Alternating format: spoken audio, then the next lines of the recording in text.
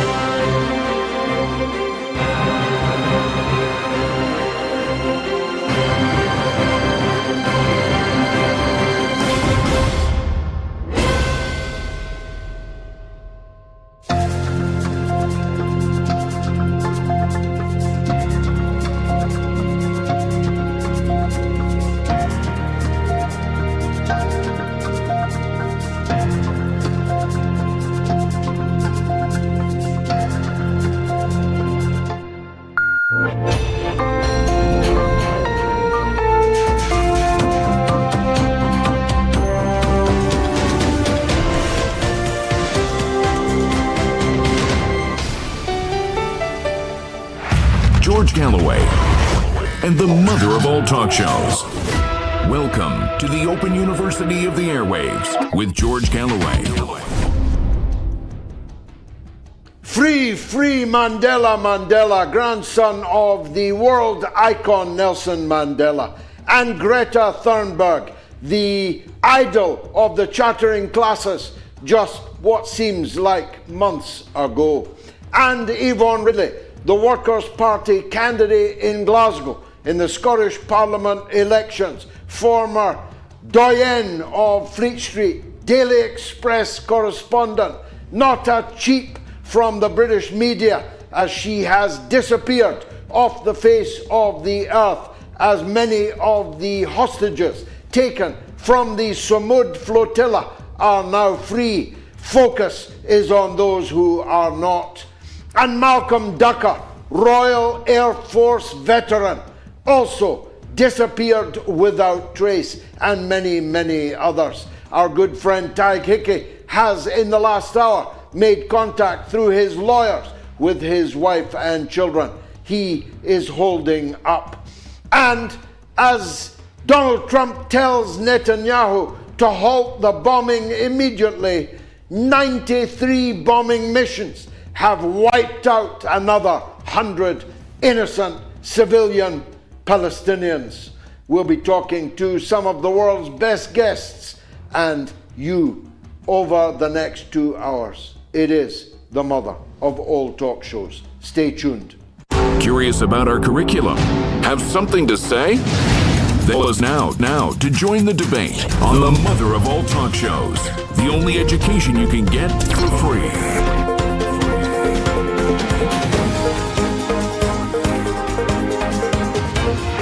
George Galloway, the mother of all talk shows.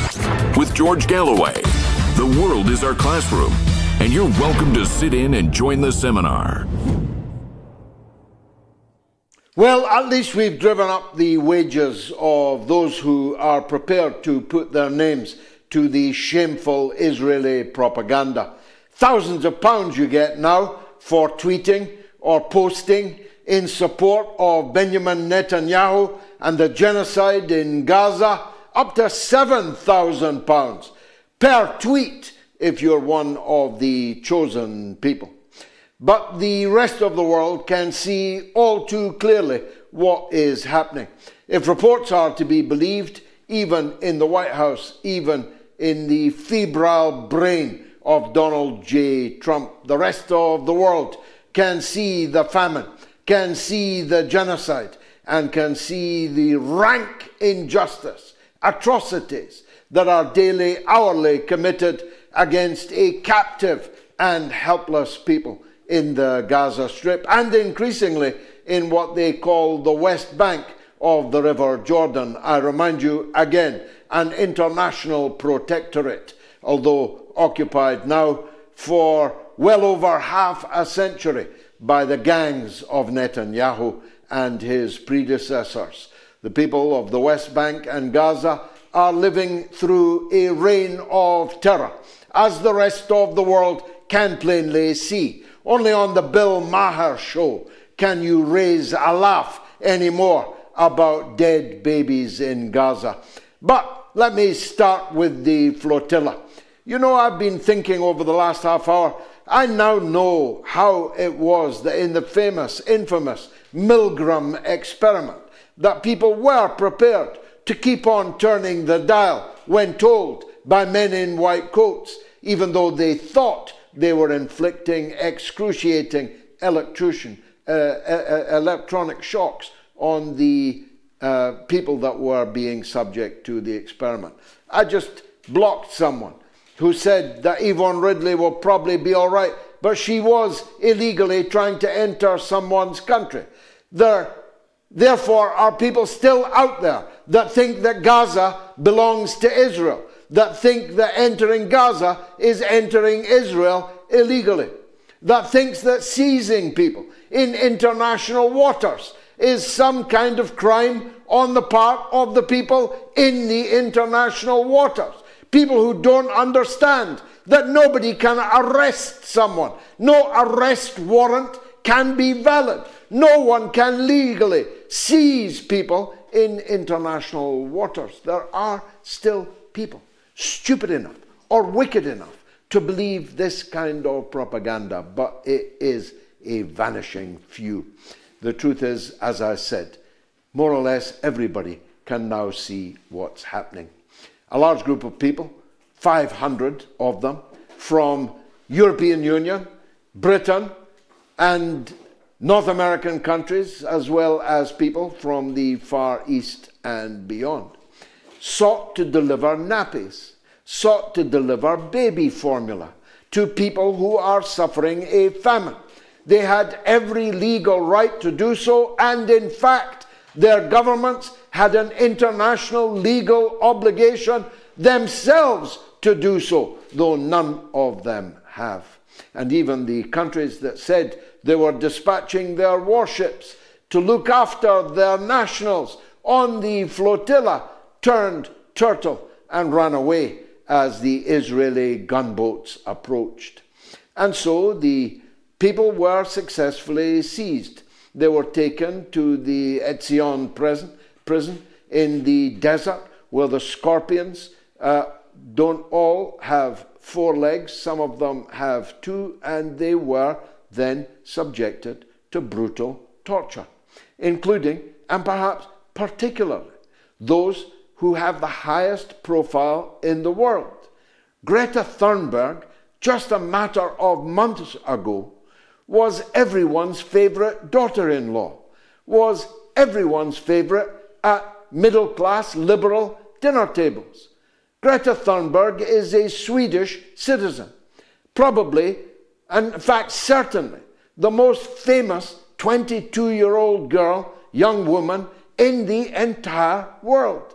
But she is being tortured right now by a state of Israel keen to show that they share our values, that they are people like us, that indeed they are the last rampart of people like us who share our values. A state which claims it is the embodiment of Judeo-Christian values. They are torturing 22-year-old Greta Thunberg in front of all the other prisoners, torturing her, forcing her to kiss the Israeli flag and drape it around her, subjecting her to the filthiest water, making her ill and sick, making prisoners drink from the toilet bowl. Every fascist playbook maneuver is being imposed on British, French members of Parliament, 4 of them. And Macron has said and done nothing about it. Irish people, members of the Irish Parliament, and Tadhghickey, one of the most famous Irish men in the world, tortured, seized illegally, held illegally, and tortured. Now, what does that say about Israel? Well, you can make up your own mind. I know what mine is. But what does it say about the country whose nationals these people are? What kind of ally do you have that will subject your nationals, having seized them illegally, to such brutal, cruel, humiliating, degrading, and sick-making treatment? People have had their legs broken. A woman of 70 from my own country of Scotland, from Glasgow, which I represented in Parliament for decades and hope to do so one day again. 70 years old woman with a broken leg. They slammed a door on her broken leg.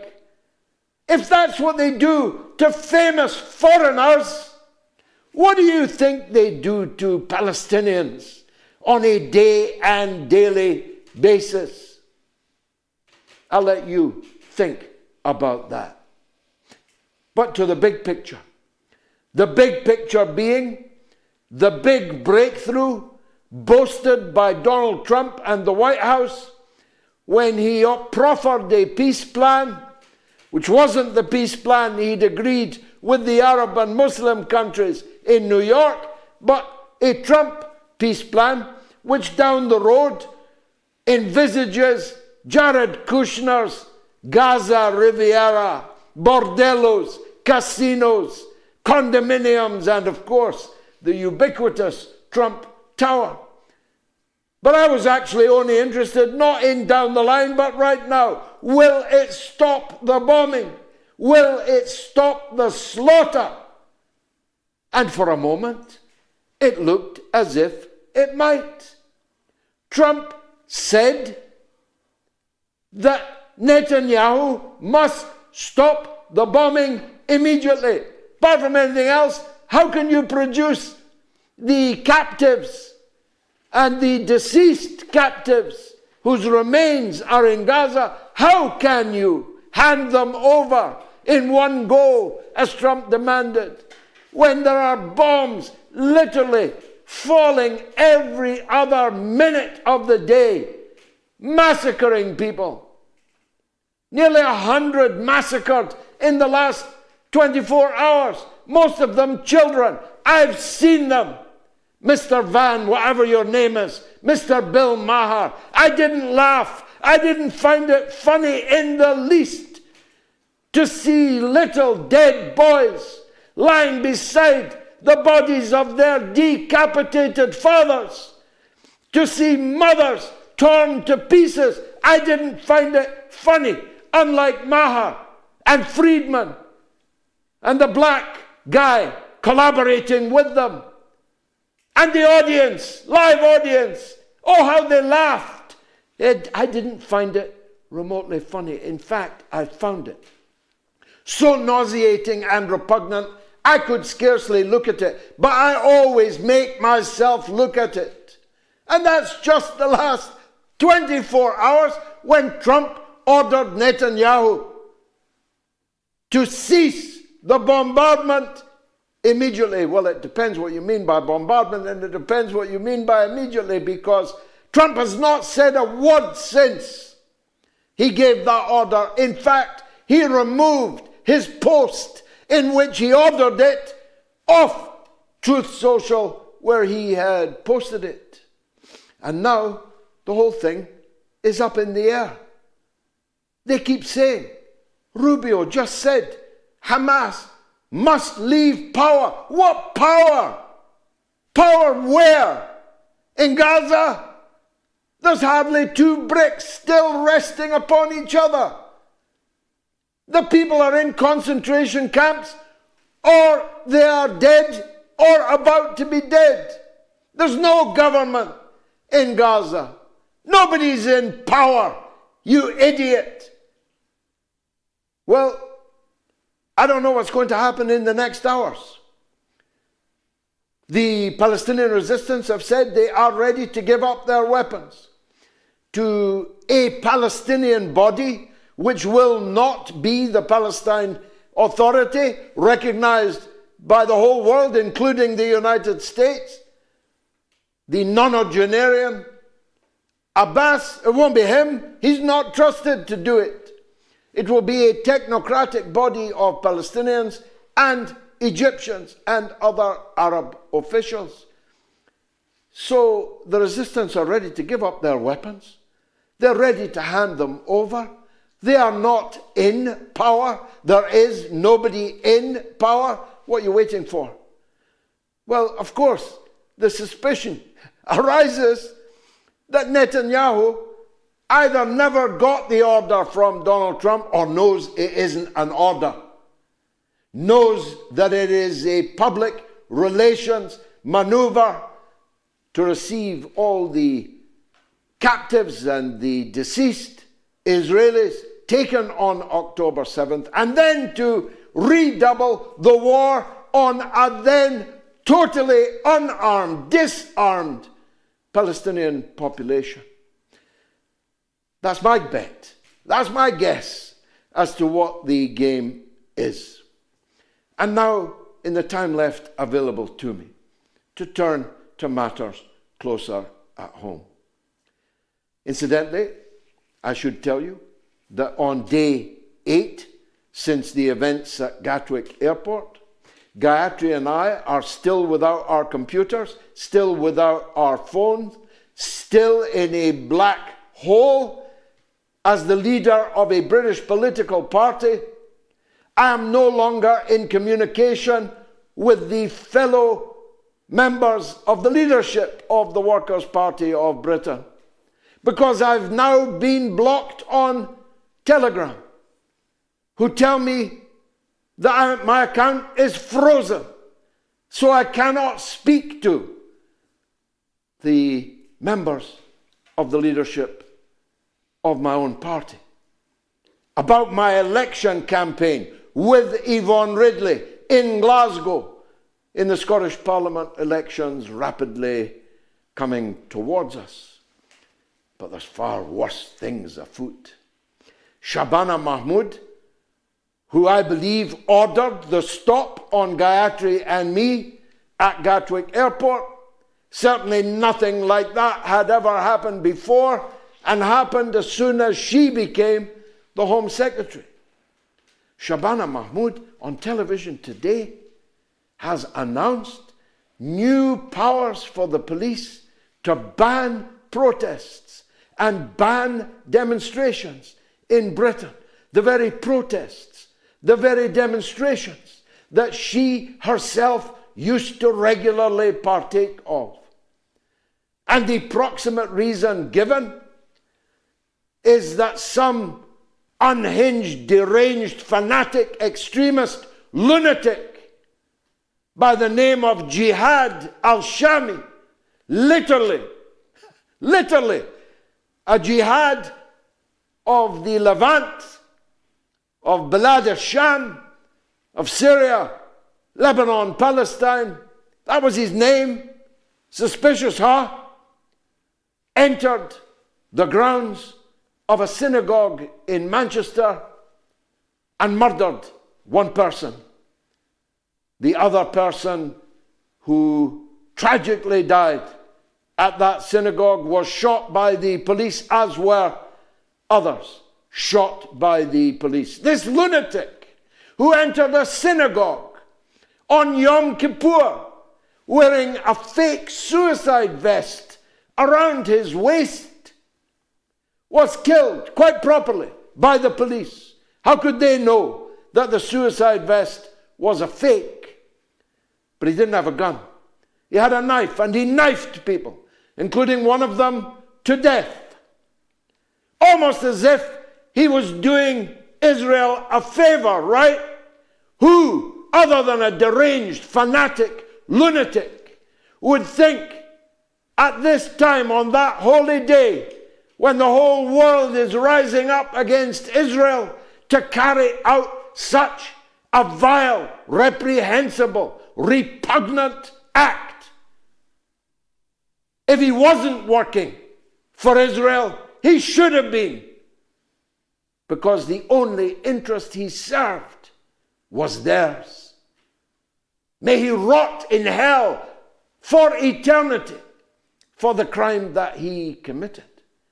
But the idea that the British people should sacrifice their ancient liberties because of the actions of one person killing one other person in a synagogue, that we should give up our right to protest about the massacre of hundreds of thousands of people now in Gaza, men, women, and children, is too ridiculous for words, or once upon a time it would have been too ridiculous for words. But that's what Keir Starmer's government has in store for us. So Britain is rapidly marching, I mean at the double, down the road in the direction of dictatorship, in the direction of tyranny, in the direction of fascism. What will it be next? Will I no longer be able to speak to a camera in my own country? Will Britain's most popular political show by a country mile next be unavailable? Well, we can only speculate about that. And we have backup plans were that to happen.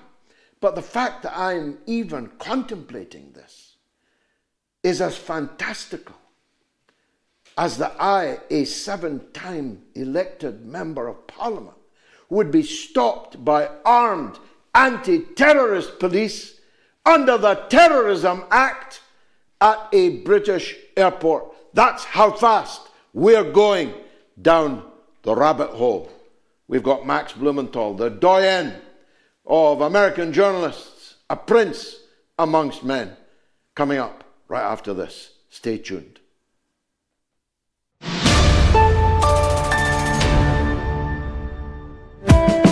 Well, first of all, Bob Geldof and his good friend Bono are on the other side. It wasn't for South Africa, it was for the Horn of Africa. I was involved in it at the time. That was my job at the time.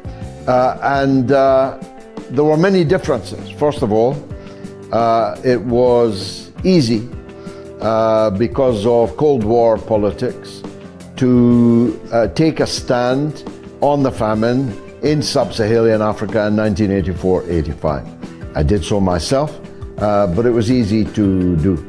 There was no Ethiopian lobby smearing you as an anti-Ethiopian racist if you got involved in it. There was absolutely gale force wind of free publicity from the newspapers and the television about the famine in Africa at that time.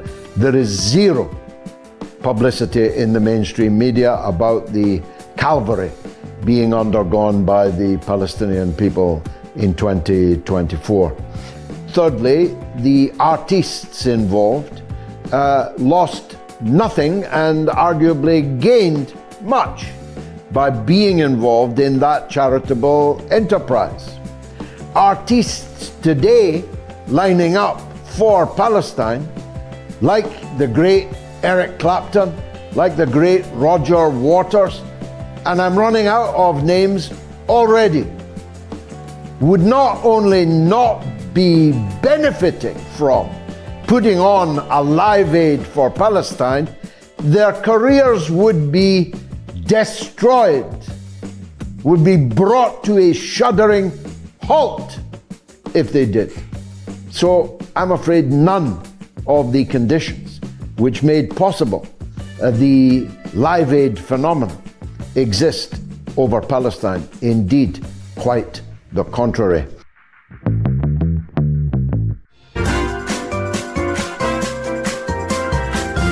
You are listening to the mother of all talk shows with George Galloway.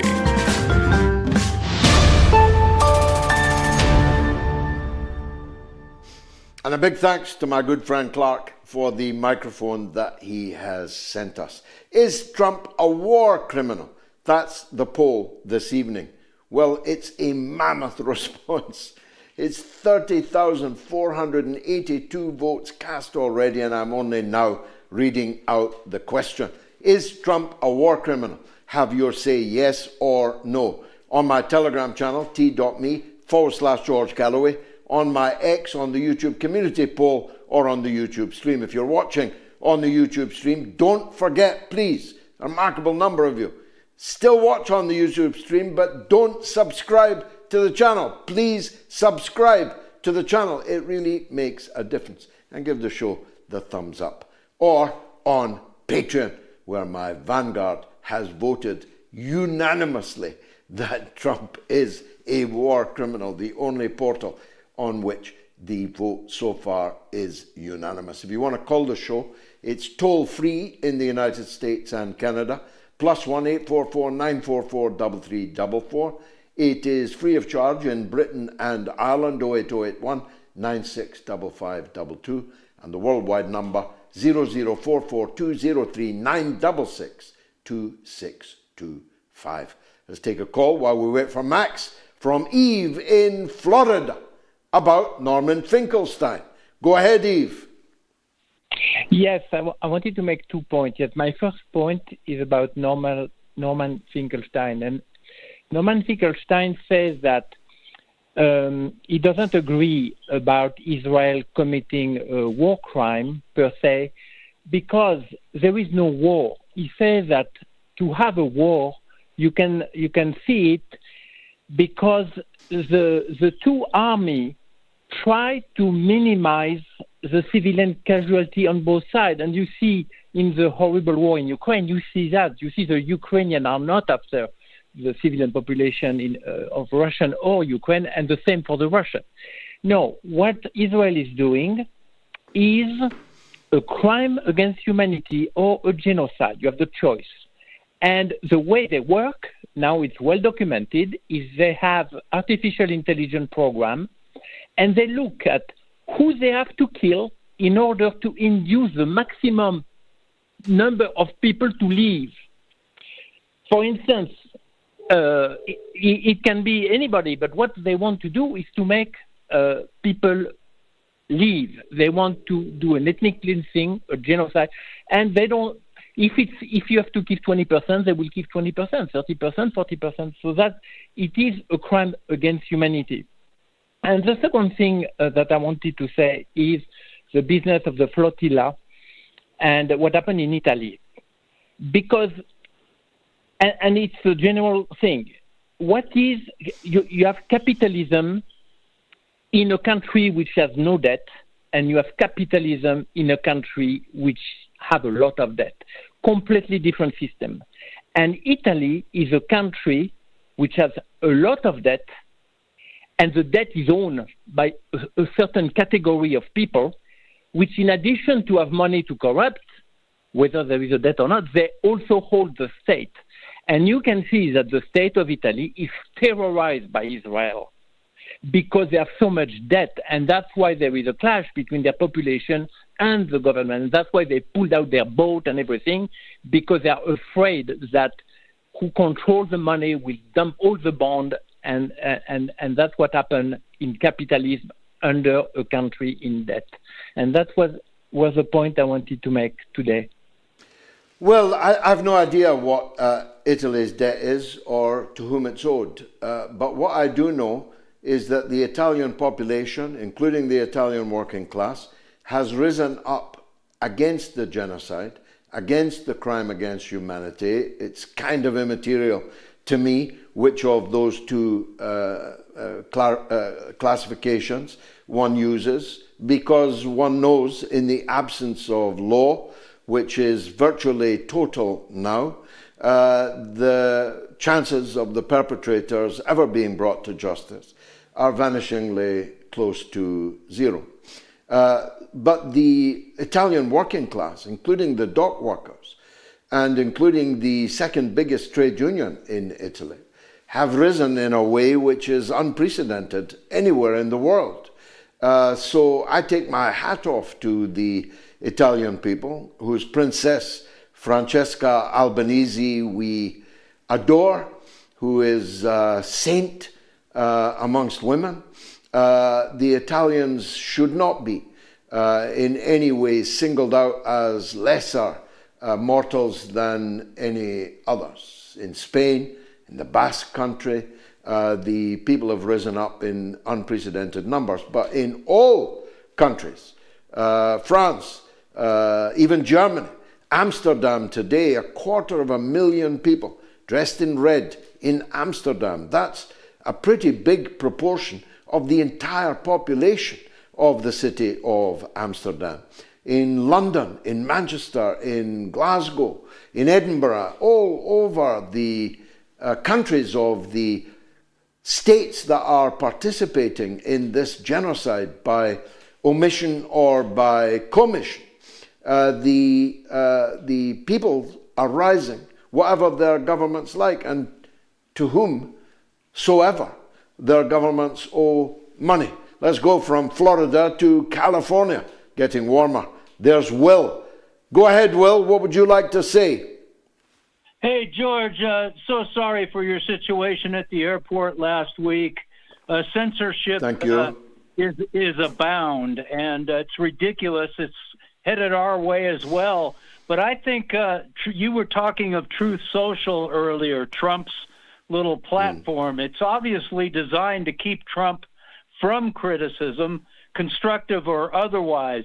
It's a cheerleading echo chamber where nowhere near is there any free speech. Trump was reinstated, as you know, on X, but obviously is not in control of that account. It feels like his gatekeepers are protecting him from the valid criticism he obviously needs to hear. I joined Truth Social shortly after its rollout, but I quickly noticed the censorship on my comments saying some of these comments are hidden. So I emailed their support asking why they're censoring, and I finally received an email stating those comments violate our TOS, terms of service.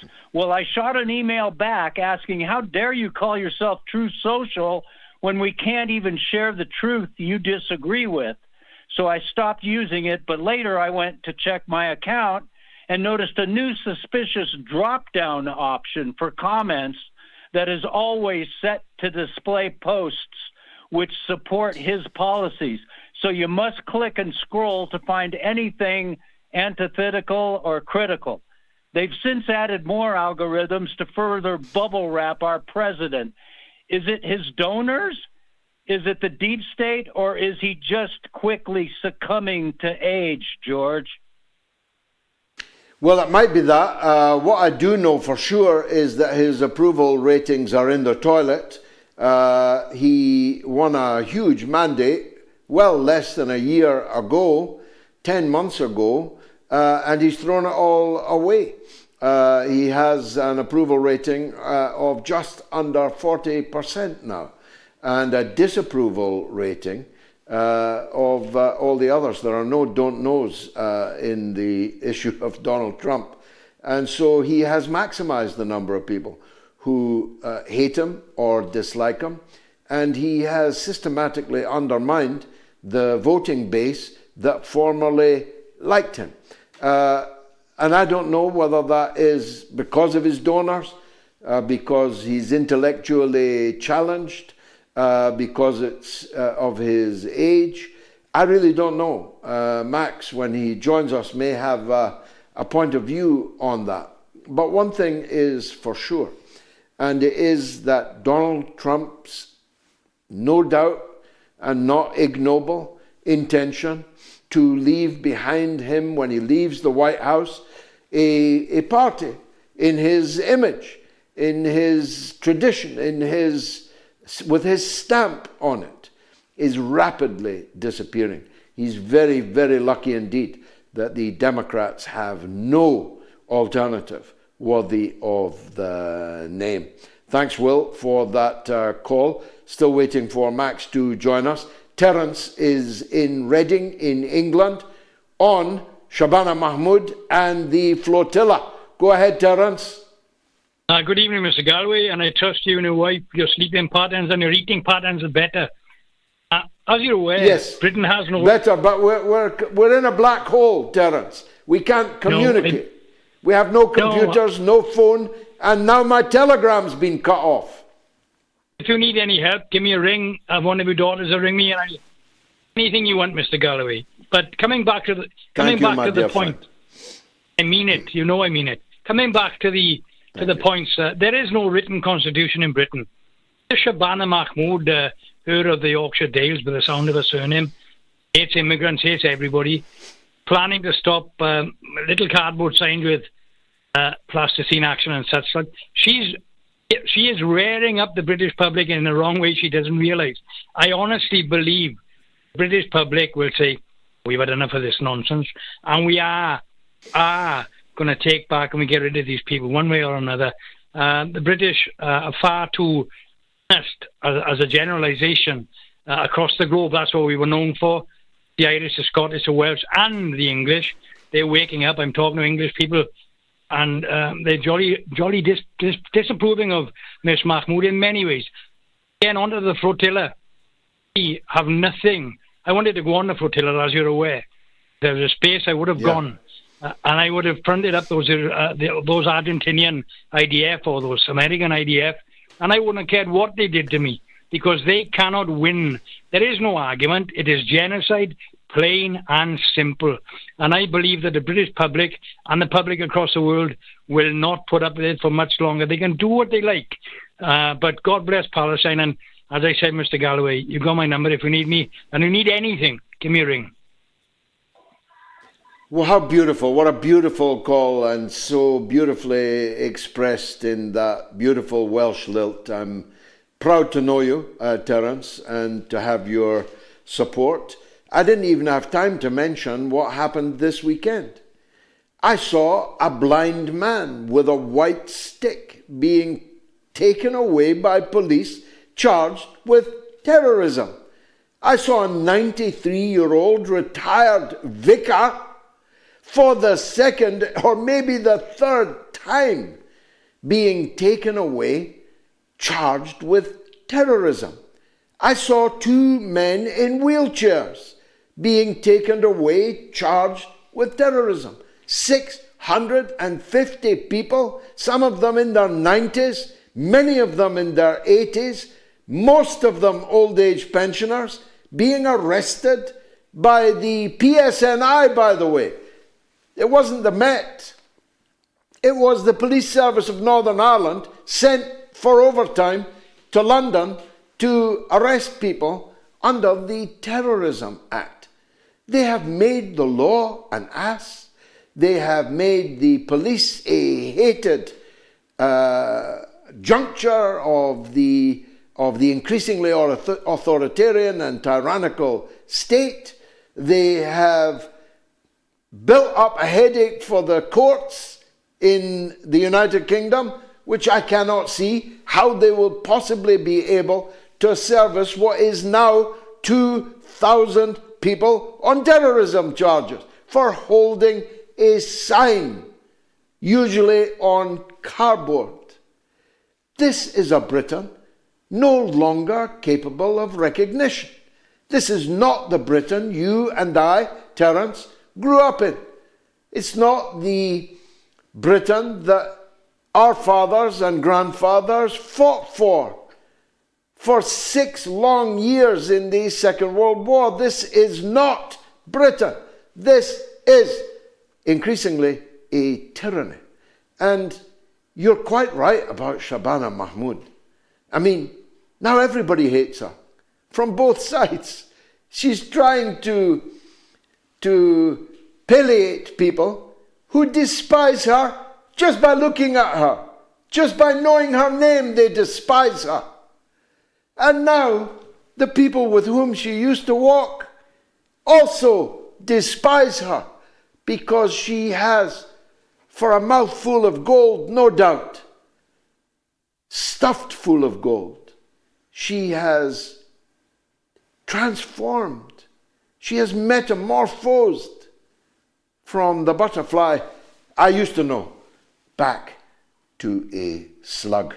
Now, tonight's Wall of Fame, the donors, a big thanks to this week's top donors who visited the MOATS.tv website.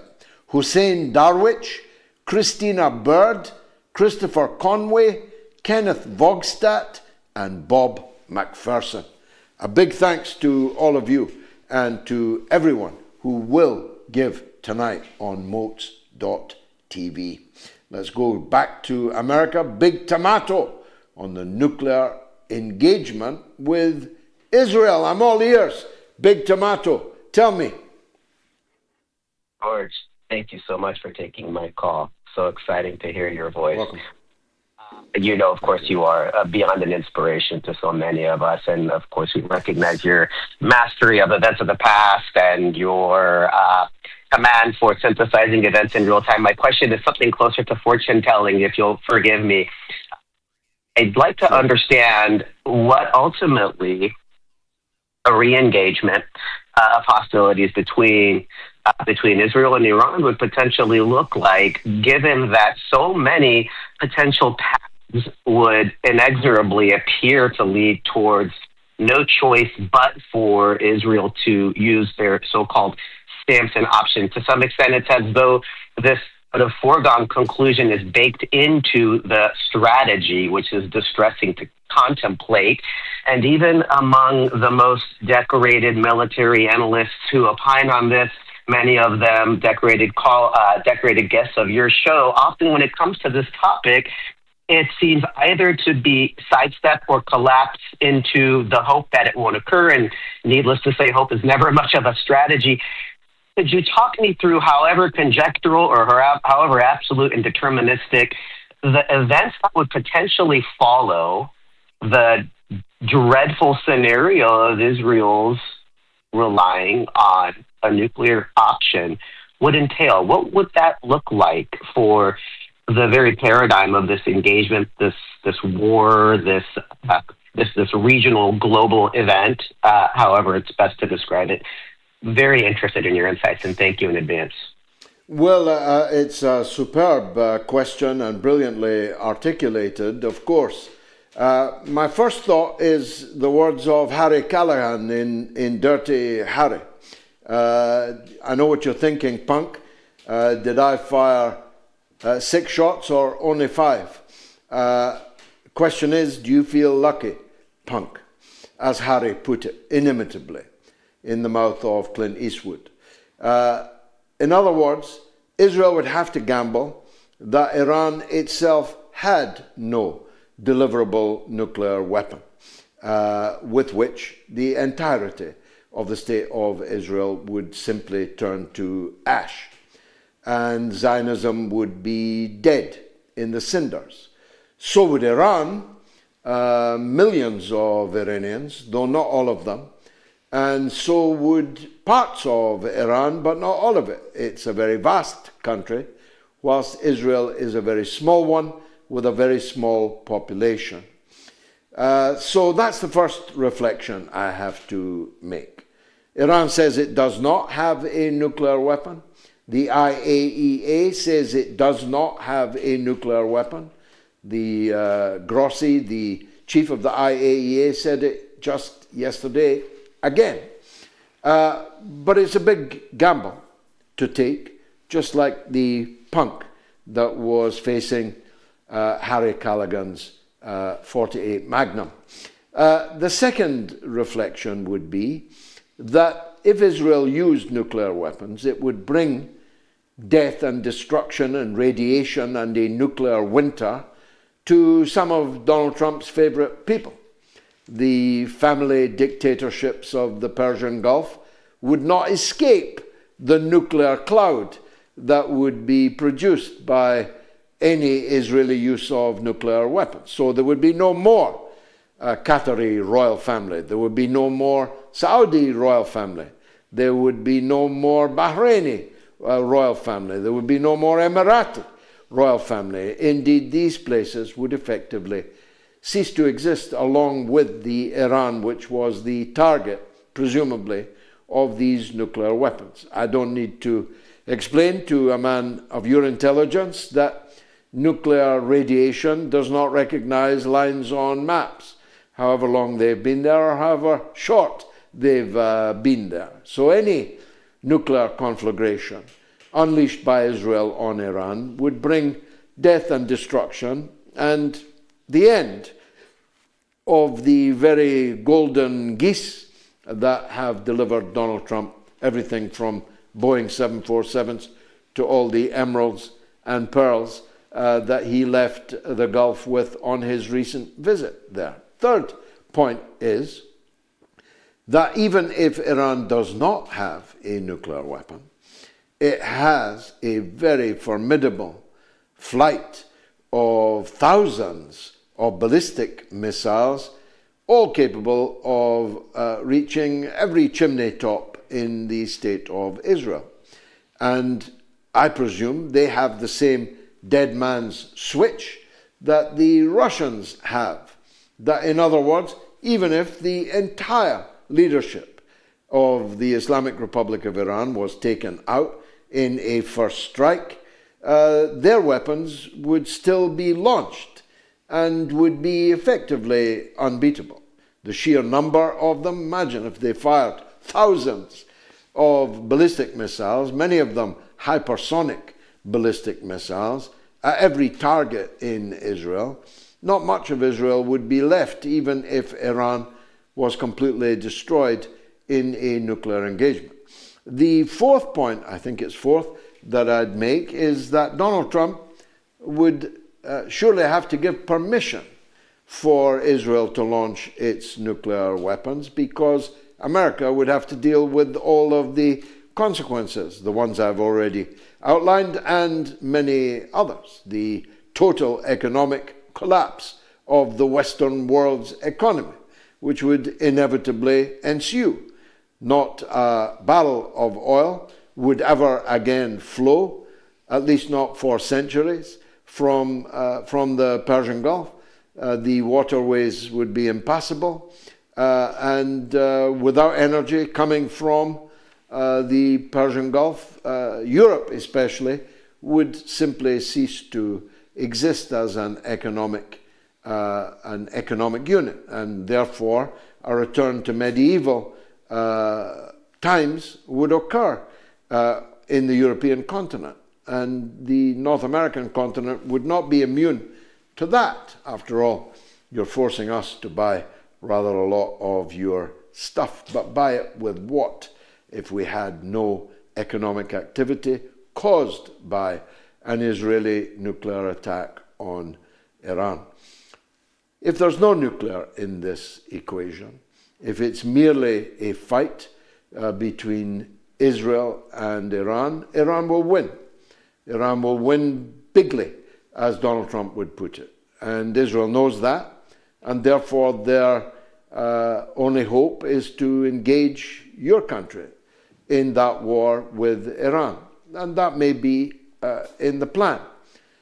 But there is the possibility that Donald Trump would be so sick of Netanyahu by then, and the damage that unending support for Israel has done to his administration, that he may very well forbid a re-engagement in the war.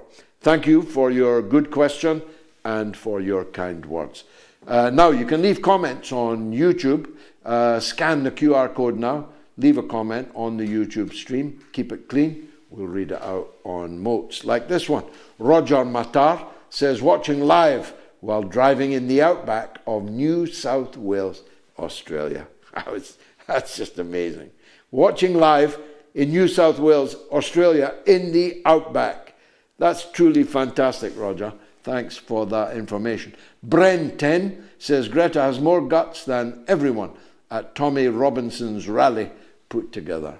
Well, I was never a fan of Greta Thunberg, but I must say, she's worth 10 men, 100 men, 1,000, 100,000 men. She is a hero. And Scott M says, Chevron got Palestine's Leviathan gas field, by the way. Just thought everyone should know.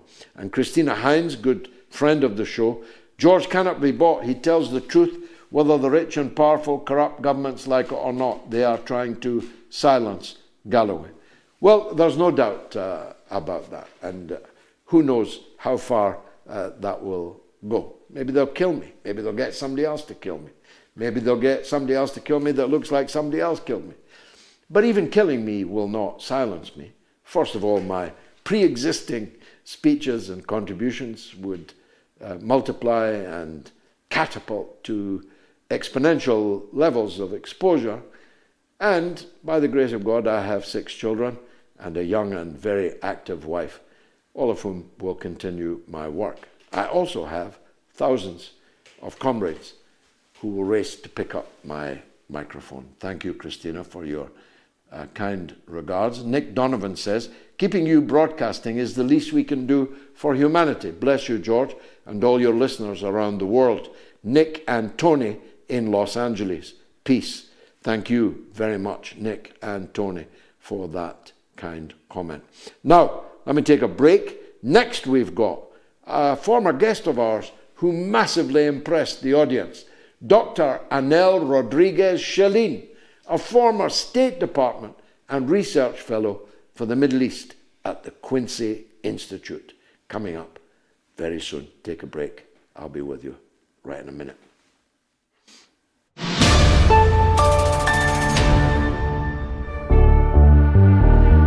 I don't believe that the mainland European countries give a toss about Britain, and I'm certain that the United States would not sacrifice itself for Britain. That's why I say Britain is completely marginalized. As for the Trident missiles, of course, if the United States, which has dual control over these missiles, gave permission for them to be launched, of course, they would incinerate Russian cities. But what good would that do us? Because we'd all be dead, including the people that fired the missiles. You feel me?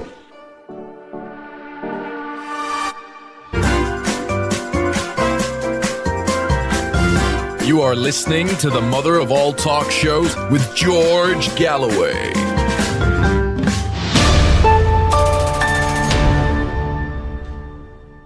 Is Trump a war criminal? Do bears defecate in the woods? Is the Pope a Catholic? Well, that latter point might be more debatable than the former. Is Trump a war criminal? Yes or no? 32,000 people have voted. It's overwhelmingly the view of our audience that Trump is a war criminal. I mean, frankly, he's publishing videos himself that demonstrate he's a war criminal. He's murdering people off the coast of Venezuela without even knowing who they are or what they're doing. He's murdering them and boasting about publishing the videos of his own crimes. And that's the least of his crimes. Is Trump a war criminal? You can vote on my Telegram channel, t.me/George Galloway, on my X, on the YouTube community poll, or on the YouTube stream, or if you are one of the elite core, the vanguard, on my patreon.com/George Galloway, you can vote there also. Dr. Annelle Rodriguez Sheline, former State Department and research fellow for the Middle East at the Quincy Institute, joins us now on this really quite tumultuous moment, Doctor. It's lovely to see you again. Everyone enjoyed your previous appearance on the show. Let's start, if I may, with the situation that appears to exist, though I enter the caveat that it might all be a ruse, that Donald Trump has ordered Benjamin Netanyahu to stop bombing Gaza. Not least because you can't recover the hostages while you're bombing Gaza. And Netanyahu is defying him. Is this dichotomy real or false? It's really unclear at this point. I mean, I think what's important to keep in mind is that Trump knows how to get Netanyahu to listen to him because he was able to do it in January. He achieved that ceasefire. And my understanding of how he did that was he threatened the American weapons and the vast amounts of money that the United States sends to Israel every year. So clearly Trump knows how to get what he wants. It's just not yet clear if he was willing to threaten Netanyahu with that kind of measure this time, because thus far, I like everyone, initially was waiting to see if perhaps we were going to have an end to Israeli bombs murdering Gazan babies, Palestinian babies in Gaza. And obviously that has not yet happened. The reports are that there are teams of negotiators. The Israeli team, including Ron Dermer, are supposed to meet tomorrow to hammer out the details, I suppose. But as you have mentioned, and as others have noted, Trump said on Truth Social that Netanyahu needs to stop bombing, and he has not done so. And then, as you pointed out, he removed that post. And so thus far, it does not appear as if Trump threatened the supply of American weapons, or if he did so, it doesn't seem as if Netanyahu is taking that seriously. There's the usual trail and from the usual suspects that Trump is furious with Netanyahu. He's swearing at him. Why do you always have to be so effing negative? This is a win, take it. All kinds of vernacular being deployed. The question is, I never know whether to believe it, because in the past it has turned out to be false. But we can only count the bombs. 93 separate air raids took place on Gaza, on people in tents, on people in the rubble, on people in United Nations schools, just in the last 24 hours. 100 were killed, God knows how many murdered and mutilated.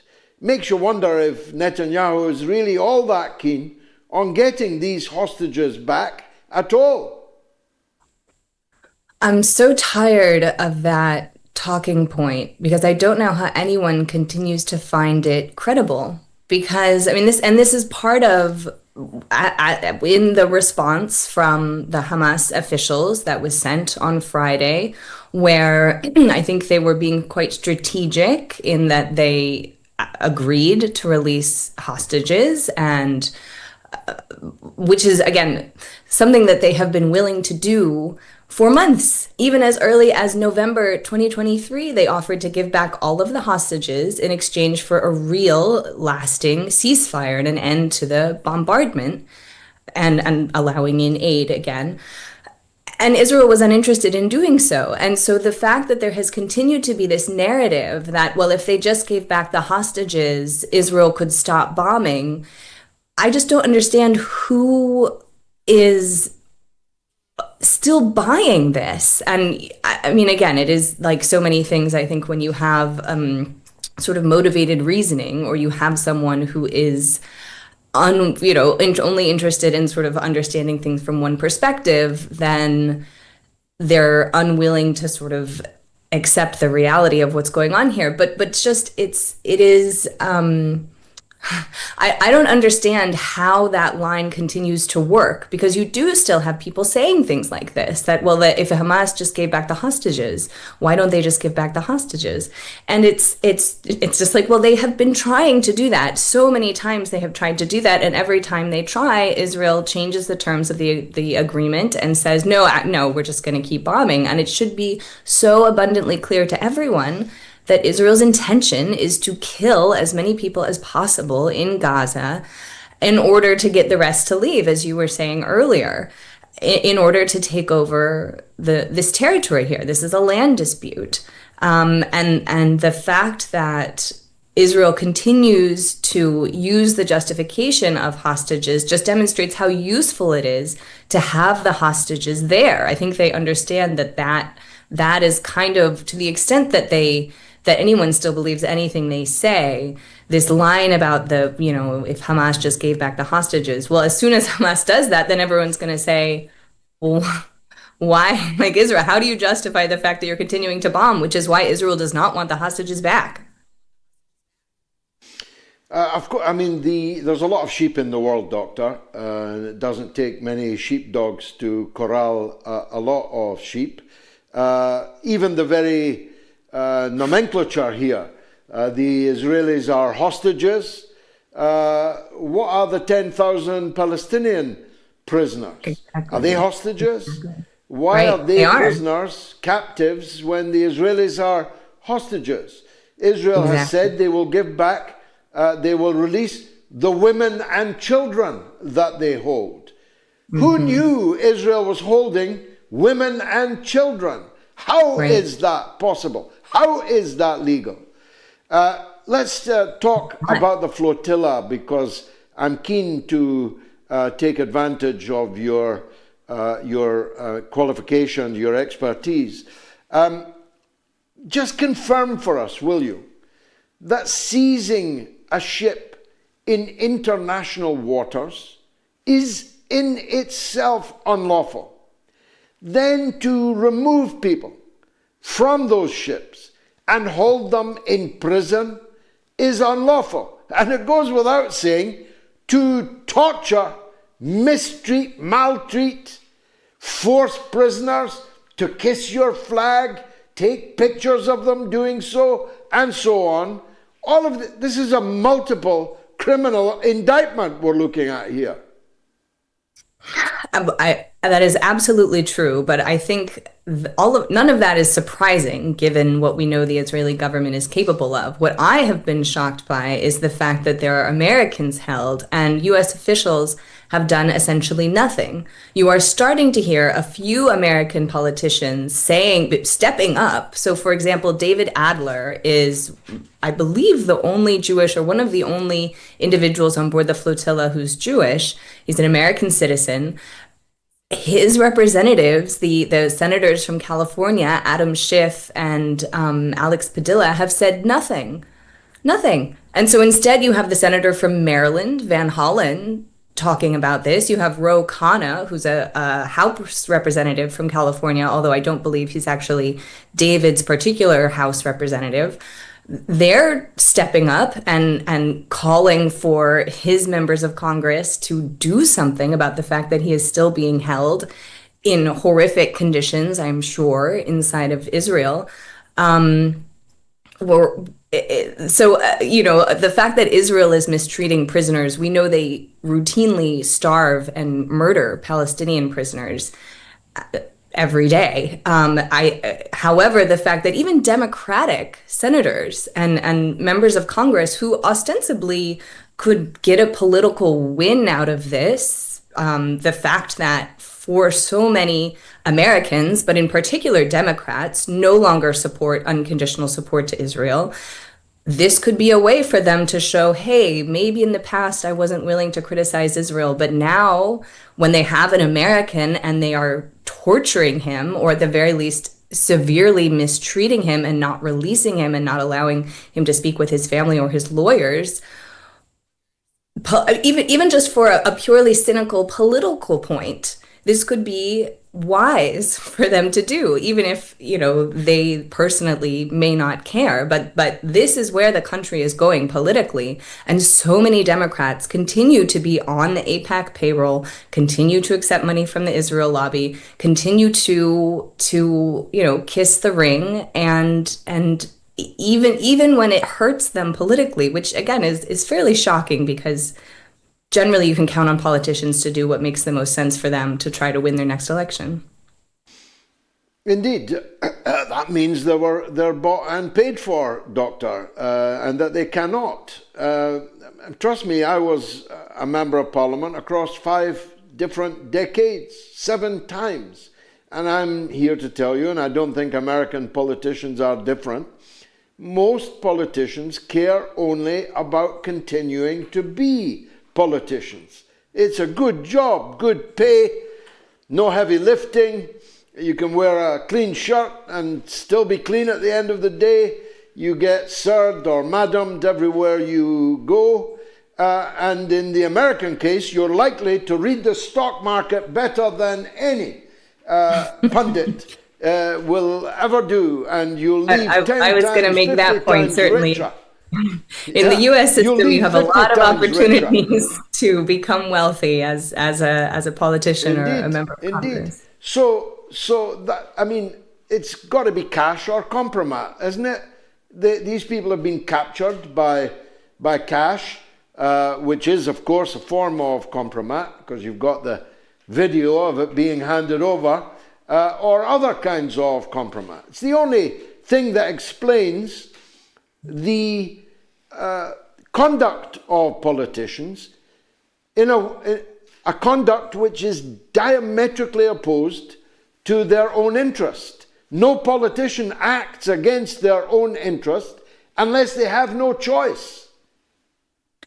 Well, and I think it does just speak to the ways in which our politics are so captured. And so even though from the perspective of, in a functioning democracy, they would need to pay closer attention to where voters are on these issues, they can trust that in our deeply compromised political system, as long as they continue to abide by the AIPAC talking points, then the checks will keep flowing, and they're more likely to hang on to their seats or win their next election that way with an abundance of resources than they are by actually adopting policies that appeal to their constituents. And this so many people here. And I don't know to what extent this is kind of relevant to your audience, but so many Americans keep wringing their hands about the Democrats being so ineffective in the face of Trump's fascism. And I think it's very difficult to be an effective politician when your interests are best served by serving the billionaire class that both parties are so in league with. So it is. Checks don't always work, though, Doctor, do they? I mean, Thomasmassie, they have moved heaven and earth to destroy him, and my guess is he's going to win handsomely. Marjorie Taylor Greene, these are 2 people from Trump's own base. Marjorie Taylor Greene is openly saying to AIPAC and the lobby, if you want to have a go, come on. You won't beat me in Georgia. And my guess is that they would not. So it's a sort of diminishing asset, the AIPAC check and the AIPAC endorsement. The day will come, will it not, where the AIPAC endorsement will be a toxic one indeed. I think that day is coming, although it's not coming soon enough. And unfortunately, although you do have some very brave people like Marjorie Taylor Greene and Thomasmassie, there are still far too few. And in particular, though, they are, I think someone like Marjorie Taylor Greene in particular knows that there's this incompatibility between an America First agenda and an Israel First agenda.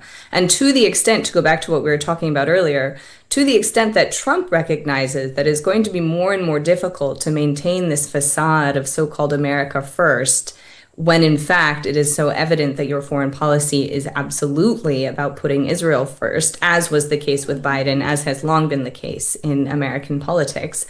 But when your whole brand is America First, it makes it much harder to explain. And I do think Trump is well aware of this. However, unfortunately, whether it's just Marjorie Taylor Greene or Thomasmassie, who Trump has come out very explicitly against, whereas thus far I think Marjorie Taylor Greene has been able to sort of keep on Trump's side on other issues and has not necessarily criticized him as directly. I think she is kind of walking a very narrow path, and we'll see how much longer she's able to maintain that. But again, I think because she is speaking to many people who voted for Trump who don't understand how this policy could be interpreted as in any way America First. Quite so. Because of my profession and also my age, I can tell you that Trump's main thought now will be his legacy. It will be, have I left the Republican Party in my own image? Have I left it in such a way that my children, my allies, my friends will be able to inherit and meaningfully have a chance of being elected, have a chance of carrying on my agenda. But more and more, I'm thinking that Trump is throwing it all away. And it's difficult for me to conclude other than that he's doing so because he has no choice. I think he's been Epsteined. What do you think? Certainly looks that way, doesn't it? And there's certainly an abundance of evidence that the two were quite close. And we know that Israel has done things like this in the past, including with Bill Clinton. I don't have access to any particular information, beyond what everyone else has. But it certainly does seem that whether it's Epstein or something, that Israel seems to have something on Trump, because he was willing in January to get the ceasefire, which again was just to show that he could do what Biden couldn't or really wouldn't do, achieve that ceasefire. And subsequently, Trump has not been willing to exert that same pressure again. And so the question does then become, what is it that Israel has on him, given that this is fracturing his base? And as you say, really throwing his legacy into question, although there are certainly plenty of Republicans that are already wearing Trump 2028 t-shirts. I think they're concerned that would just be his own mortality. Well, that might be some they've got in mind. But lastly, you mentioned Biden, and by extension the Democrats. Nature abhors a vacuum. Surely this is the minute for somebody on the Democratic Party's side to step forward with a wholly different policy towards. I mean, if I was in America, that's definitely what I'd be doing. I'd be saying, this is entirely the wrong road that we are on. Here's the road we now need to take to get ourselves out of this. And I'd be stomping the country, seeking the nomination. So why has that not happened? Or might it yet? I certainly hope it will. I mean, the excitement over Zohran Mamdani as the mayoral candidate for New York City, that's something the entire country is paying attention to, and progressives certainly see him and someone in that mold as the hoped for future of the party. I had friends who just named their baby Zohran. I mean, people are really excited about this possibility. But again, he's thus far, the Democratic establishment has been largely unwilling to endorse him. I think these old habits die hard. Sorry, you can hear my dog in the background. And again, I fear that what AIPAC and what the Israel lobby has been able to accomplish is to frighten people. So the fact that you had them primary Jamal Bowman and Cori Bush, get them out of their seats in Congress, although Cori Bush is going to be running again for her seat in St. Louis, and so it's possible she may be able to come back. But I think that there are probably many people in Congress who are, like you said, people just want to continue to hold their seat and are not really willing to take a stand.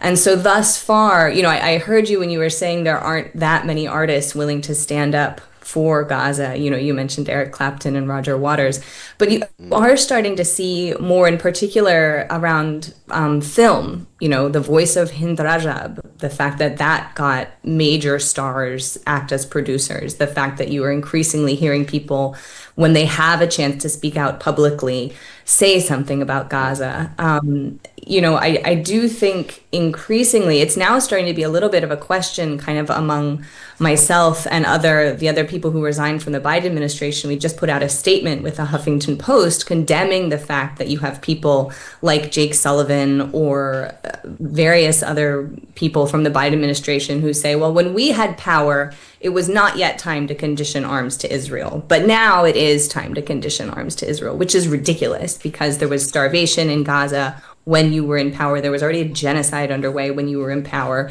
So don't try to pretend. And the reason they're doing this is because they see where the public sentiment is on this, and they want to launder their reputations such that they could have a place in a future Democratic administration if such a thing ever happens again.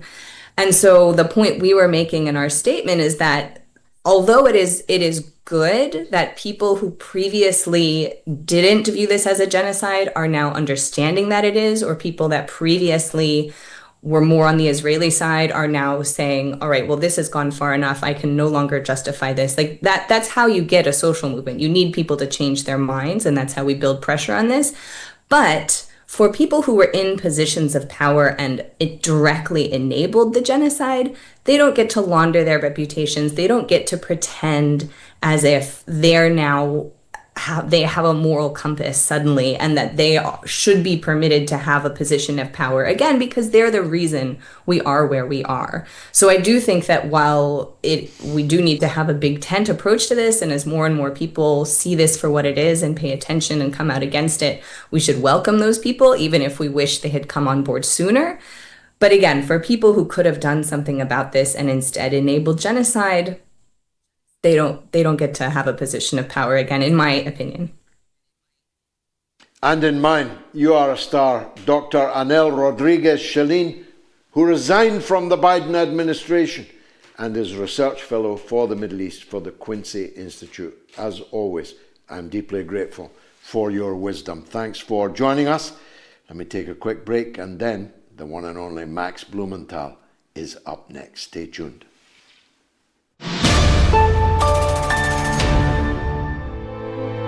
Donald, what would you like to say? Well, hi, George. I hope I can keep myself relevant because of my blood pressure, which goes up when considering that they're insulting my intelligence, in particular in regards to the Gaza situation, to say it lightly.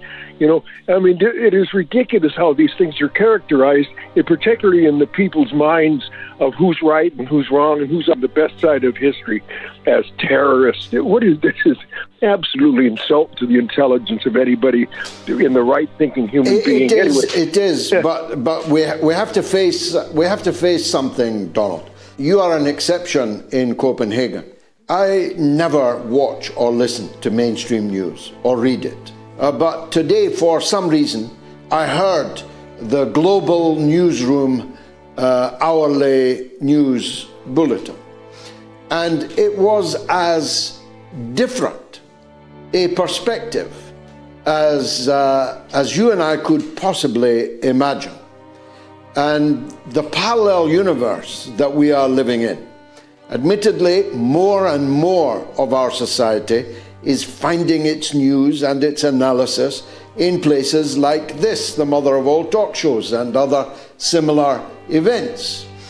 But the great majority still of our fellow citizens are getting their news and analysis from their national equivalent of the global newsroom. For them, black is white. War is peace. They are the masters of doublespeak and distortion, because I realized that there are thousands, hundreds of thousands of people who listened to that news bulletin, but did not know what you, Donald, in Copenhagen, and I, and the other people watching this, know. And that's a measure of how far we've yet to travel.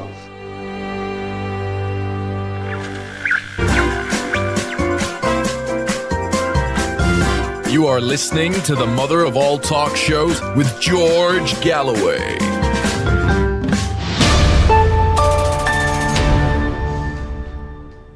Is Trump a war criminal, yes or no? We're headed towards a record poll on this, and I'm sorry, Donald, you are well and truly convicted by the MOATS audience, at least.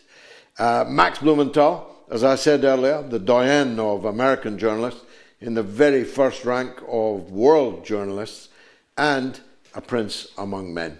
And a new father, again. And congratulations on that, Max, to you and Anya, and all love and best wishes to your family. I want to start by asking something not central to what we're going to discuss, but I've watched this billmaher show in which this guy that you once saw wearing a keffiyeh produced a joke, a laugh. Oh, how they laughed. Thomasfriedman of the New York Times, Maher, the gutless coward himself, and the guest, they all thought it funny. They made a punchline, a gag line out of dead Gaza babies. And the audience laughed. What does that tell us about? Because frankly, this show is a liberal show. This show is for the liberals, people who would regard themselves as right on. What does it tell us about that class of people? Well, it tells us that they're so out of touch with actually where most Democrats are. I mean, a new Institute for Middle East Understanding poll and a Siena poll show that the support for Democrats for Israel currently is in single digits. It's gone, and it's never coming back. Wow. But then here you have Bill Maher, who's sort of like, he's like a mid-century liberal, like when liberals liked redlining, and you know, he doesn't want to be around Muslims. He's an anti-Islam activist, a new atheist, who actually is just an atheist Jewish Zionist who poses as something higher and has shined Netanyahu's shoes for years as some kind of hero of civilization. Then you got Thomasfriedman, who's really the voice of globalist liberalism, the voice of Davos, who lived in an ethnically cleansed home that belonged to Hassan Karmi, the former BBC broadcaster, and bought it and made it into the New York Times Jerusalem bureau, who said that Israel had me at hello when he was New York Times correspondent there, and has advanced the Iraq war and basically every other war. And then there's vanjones. I mean, he's sort of the more interesting character because he's supposed to be relevant to the current generation. He used to run a radical Maoist street action group in the Bay Area that modeled its strategies and tactics off Maoists from Guinea-Bissau. And he was active in prison abolition movements, in Palestine solidarity. He marched against the Iraq war across the Bay Bridge. I actually first met him on a cruise, a fundraising cruise that The Nation magazine, back when I was allowed to write for them, hosted. And I was stunned at what an obvious grifter he was. And at the time he was pushing, the whole green grift. And he's like, I'm a black man from the radical streets of Oakland who wants to save the planet now. So he was catering to that class of liberals, and he was trying to get a job in the Obama administration. Well, that worked out. Then Obama threw him under the bus because of his past radical speeches. And he continues to rise through the liberal ranks. As you mentioned, I actually saw him at a church in New York where a memorial for the Israeli-Palestinian anti-Zionist activist Giuliano Merchamis was held in 2011. And Vanjones just walks in with a keffiyeh wrapped around his neck, looking for attention. And everyone should look up the history of Giuliano Marcomedes. Fascinating person, the exact opposite of Vanjones. And I thought it was strange that he had no criticism of Obama while Obama was facilitating the siege of Gaza, and he's wearing a keffiyeh. Flash forward 14 years to today, Vanjones is an asset of the Israel lobby. He's making lots of money speaking at Zionist events, Israeli events, Creative Community for Peace, which was set up by the Israel lobby in Hollywood, constantly hosts Vanjones. He speaks, he wears one of those hostage yellow ribbons. I wouldn't be surprised if he was paid to wear it. And he shills for Israel constantly. Actually, he spoke at the March for Israel in 2023, which was really the March for Genocide. So he's completely sold out. He's the biggest sellout I've ever met in media. And here he is delivering a punchline about dead Palestinian babies, but read between the lines about what Vanjones is saying. He's actually blaming an Iranian and Qatari disinformation campaign for forcing Americans to see images of shredded Palestinian babies, and that they are not organically upset and angry and indignant about seeing the mass slaughter of children by this Israeli death cult in Gaza. This is actually the current talking point of Netanyahu and all of his cutouts around the West, and it was fed to Vanjones, and Thomas Friedman and Bill Maher predictably cracked up. And now Vanjones has had to come out and apologize because the reaction against him has been so strong, and it's so clear now that he has betrayed any trace of his former self as a Palestine solidarity activist and anti-war activist, because he's been bought. As they're busily showing us their values that we apparently share with Israel, Israel poses as the West. You know the rhetoric.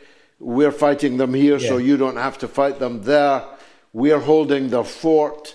We are the Spartans at the pass in Thermopylae, that they are the barbarians, the other. And we are you. We are PLU, people like us is the prevailing narrative. We now see what they're doing to some of the stars and starlets of liberal Europe, like Greta Thunberg. They have tortured Greta Thunberg, who was the toast of the literati, the talkerati, only months ago. They're forcing her on her knees with a zip tie to kiss the Israeli flag. They are mistreating her to the extent that she has become sick almost immediately in that hellhole that they've got her in the desert. And nobody knows if and when she's going to be released. The values of the West, if they are the values of Israel, lie bankrupt and tattered now, don't they? Well, Theodore Herzl proclaimed that Israel, the future state of Israel, the Jewish state, as he called it, would be a rampart of civilization against barbarism. And now it has become a reflection of the most severe and barbaric characteristics of the West distilled into a fascistic, messianic, and segregationist version of Judaism that is destabilizing its Western sponsors that facilitated this genocide.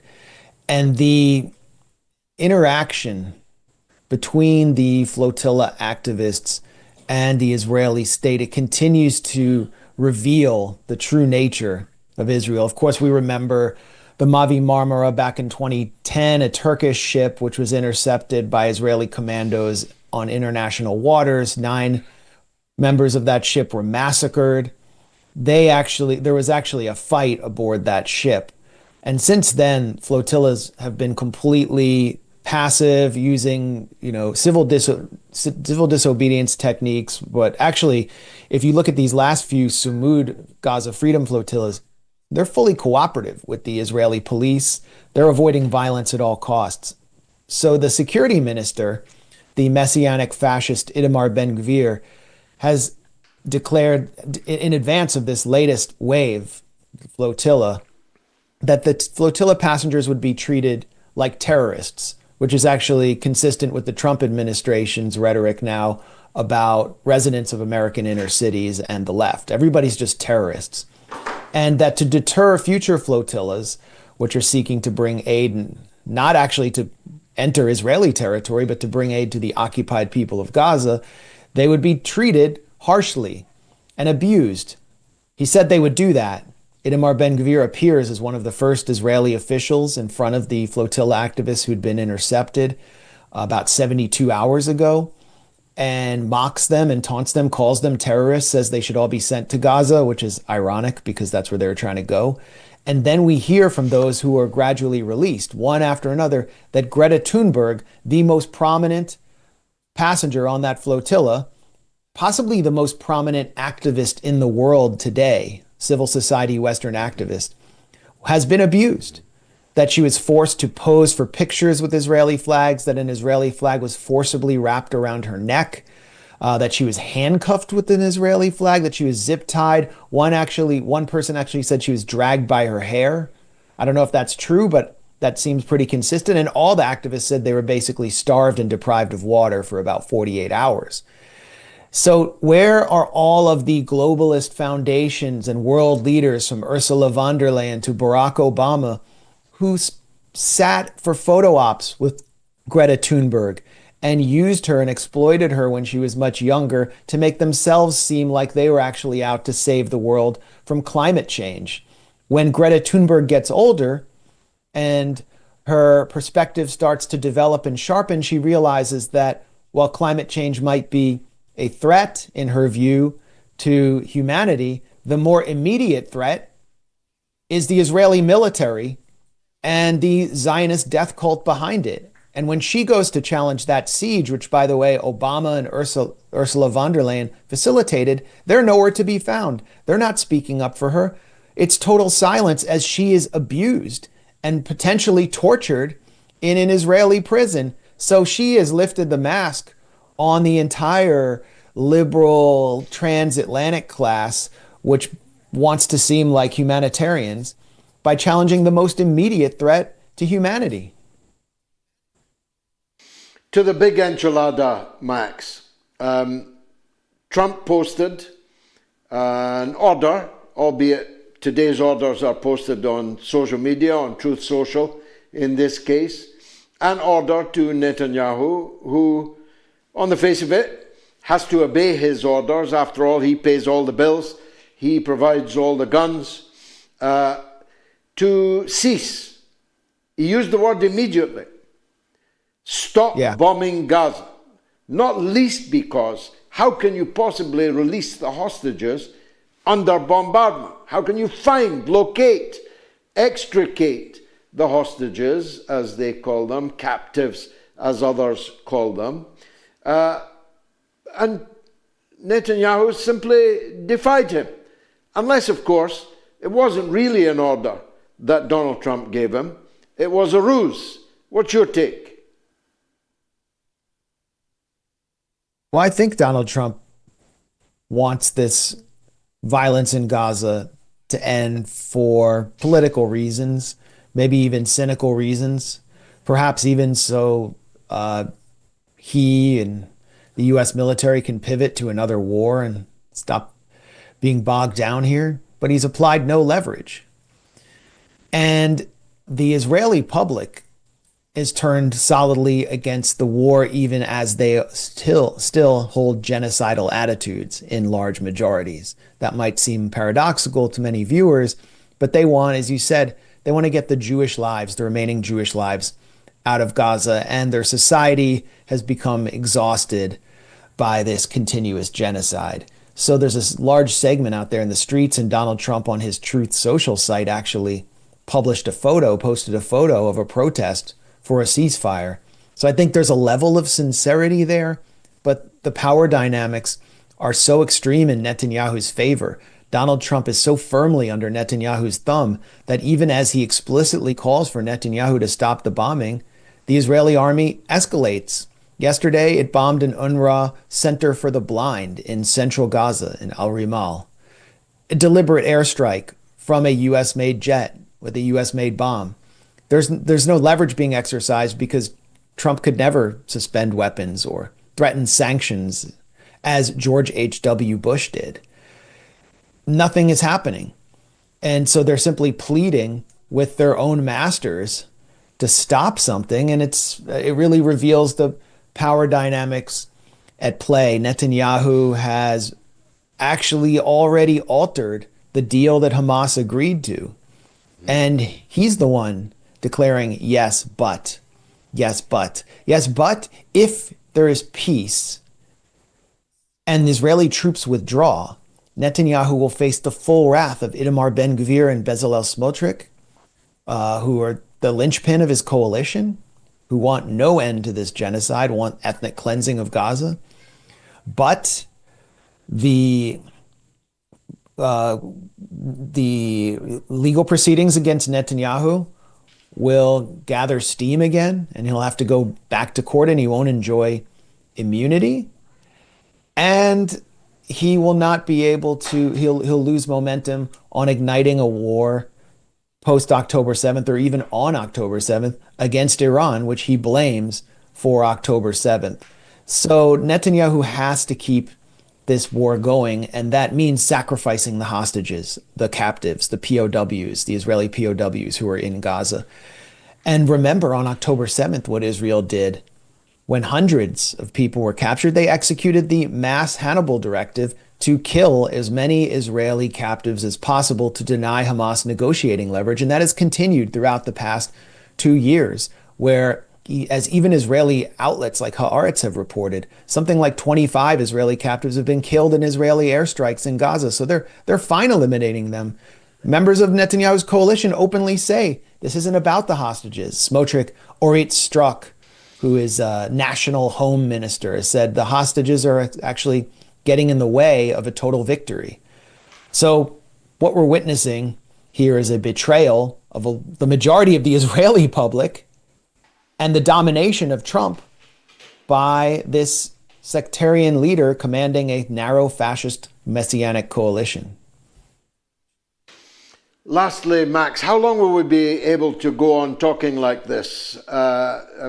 The lobby has acquired TikTok. It won't be long if it hasn't happened already until you and I are nowhere to be found on TikTok.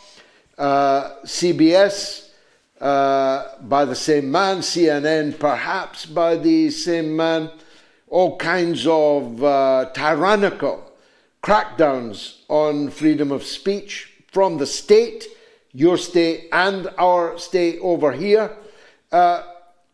These people are making a determined last stand by using their ability to force other people to sell their platforms and their ability themselves, of course, to buy them.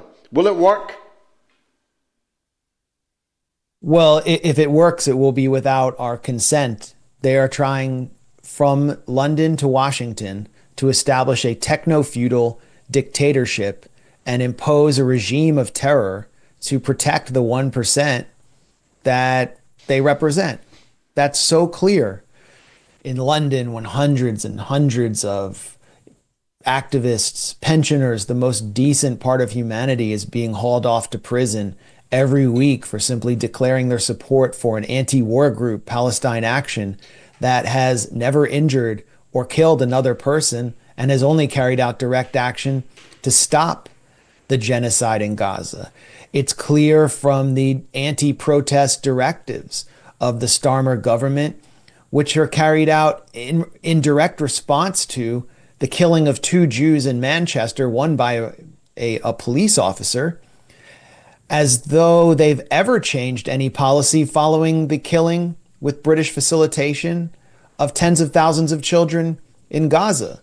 It's clear in Washington, where the key advisor to Donald Trump, the Goebbels of the Trump administration, National Security Advisor Stephen Miller, has declared that the left is a terrorist organization and that troops must be sent across American cities. Now they're being sent to Portland. They've been sent to Memphis. They're turning Chicago into a war zone in order to neutralize these terrorist networks. He's defined tens and tens of millions of Americans as terrorists simply for their belief.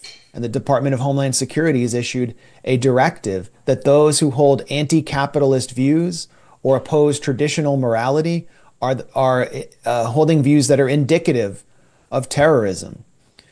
What we have here in the United States is a dictatorship in the making. I would have mocked people for saying that in Trump's first term, but it's very clear the barrier to that is the courts, or what's left of them, and the First Amendment, which guarantees freedom of association, freedom of religion, and freedom of speech, something you don't actually have over there in the UK. So the Starmer government is actually leading the way for this attack on the last vestiges of freedoms. Well, they'll have to get over our dead bodies first. Max Blumenthal, author, journalist, and editor at the peerless Grayzone News. Thanks, as always, for being with us this evening. Let me go straight to the lines because calls are backing up here. Chris is in England, in Burton-upon-Trent, but wants to talk about Israel. Go ahead, Chris. I certainly do, and I think Max is absolutely brilliant, so I'm so happy to have him on. I would argue He's unbelievable. He's unbelievable. No, I was going to say, what he said last week, that Israel is trying to put lipstick on a Holocaust, which was hilarious. In a bad way, I guess. So I would argue that Israel is there are threats to our national security, and there are threats to the people as well, I think. I watched that march with the likes of Tommy Robinson, Liam Tufts, and all the rest of them last week, and I was checking their Twitter feed when they were doing this march, and the UK public was, astoundingly sort of in their favour, totally in their favour, and that was just a mere few weeks ago. Obviously, we had the awful attack at the synagogue, which is, absolutely disastrous. I'll tell you what, Chris, let me stop you. It's a terrible line, but I got your drift. It's come to something that Israel's most famous public supporter is Tommy Robinson, the street corner thug, the proto-fascist, the multiply convicted of fraud, convicted of wounding, convicted of assault, multiply imprisoned. This thug is Israel's most famous public friend in the United Kingdom, such that the Israeli government has just invited him on an all-expenses-paid trip to Israel. Now, I think that says a lot about Tommy Robinson, but it says even more about Israel. The truth is, nobody moves for Israel out of love, only out of interest. Here's some comments. Anthony Wedgwood, great name. GG is always on top form when his blood is boiling. They will never silence you. They will not, Anthony. As long as God gives me breath, I'll keep talking. And after me, my sons and my daughters. And of course, my good wife will be up, I hope, in a minute. Myron Gaines, X, says, George, great work. It's amazing to see the world wake up to Israel's evils. Imagine how it is for me. I've been fighting for this moment for 50 years. Dr. Susan Jacob says negotiating a ceasefire for genocide is stupid. It legitimizes war crimes. Military intervention is needed. Of course, you're right. And I was one of the first to embrace that, but we're some way short of it, unfortunately. Michael Gillespie says they are desperate, George, frightened by the power and influence of your eloquence. Your courageous indignation is inspirational. Thank you, Michael. Emma Bells, 3, says, George, if they try to shut you down, you're always welcome to my place in Ireland and broadcast from here. Whatever it takes to keep you on air. God bless you. Not so certain the Irish government which hasn't raised a single finger to help tadhghickey and a member of their own parliament under Israeli control in a dungeon in the desert right now. Line 2, Brad in Canada on Israel. Brad, welcome to the show. What would you like to say? Well, after hearing what's going on in our world, it's pretty scary. And I think there's a lot of hypocrisy where we are seeing, they don't like Putin, but yet they're doing a similar type of regime that they don't like. But my question would be, do you think Israel is going to crash where the Arab states will eventually take over Israel's land, or do you think that Israel is going to do a lot more damage to come? I think Israel is going to do a lot more damage to come if they are precluded by one reason or another, i.e. the mass transfer of the entire population of Gaza into the desert, whereupon they will simply congregate in new refugee camps and new generations of bitter, resentful, and determined Palestinians will be born.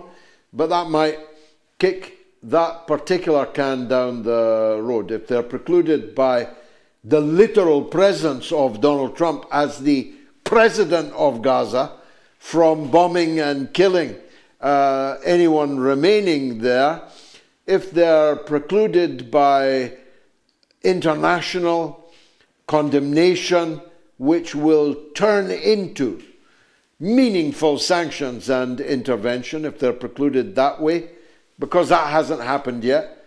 We are congratulating ourselves and each other on the massive sea change there has been in world attitudes towards Israel, but that has not yet turned into kinetic action by our societies.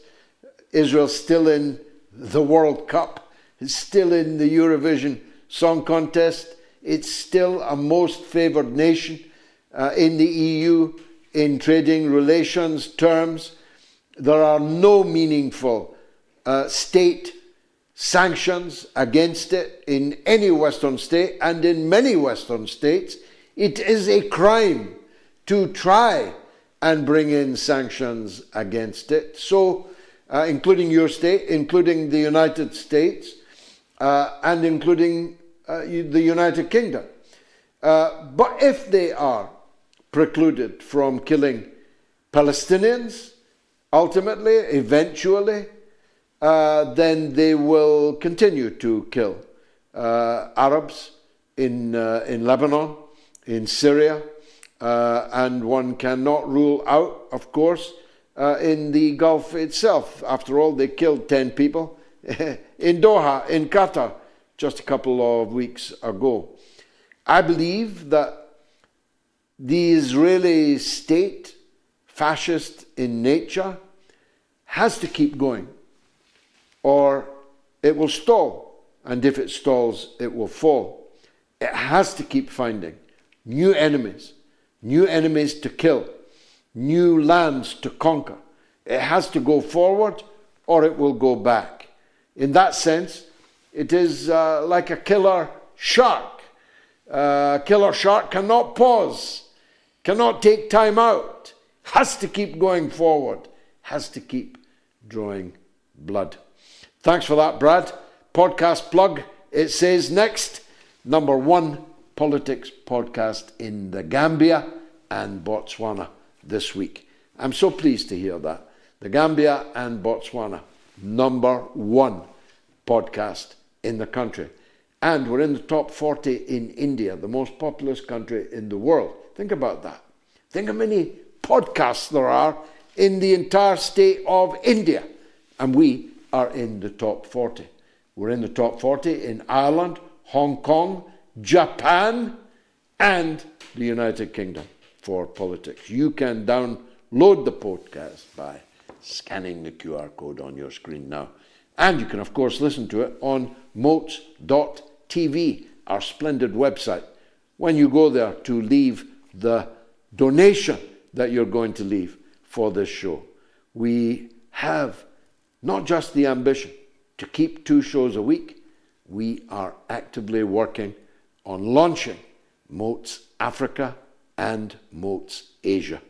And you can be a part of that. MOATS.tv. Even if it's only £1, €1, or $1, please go there and leave it. Charlie is in North Wales on the peace plan, so-called. Charlie, what do you want to say? Oh, good evening, George. Thank you very much for taking my call. Just firstly, I'd like to say I hope you're coming to terms with what happened to yourself and your good lady wife at Gatwick Airport last week.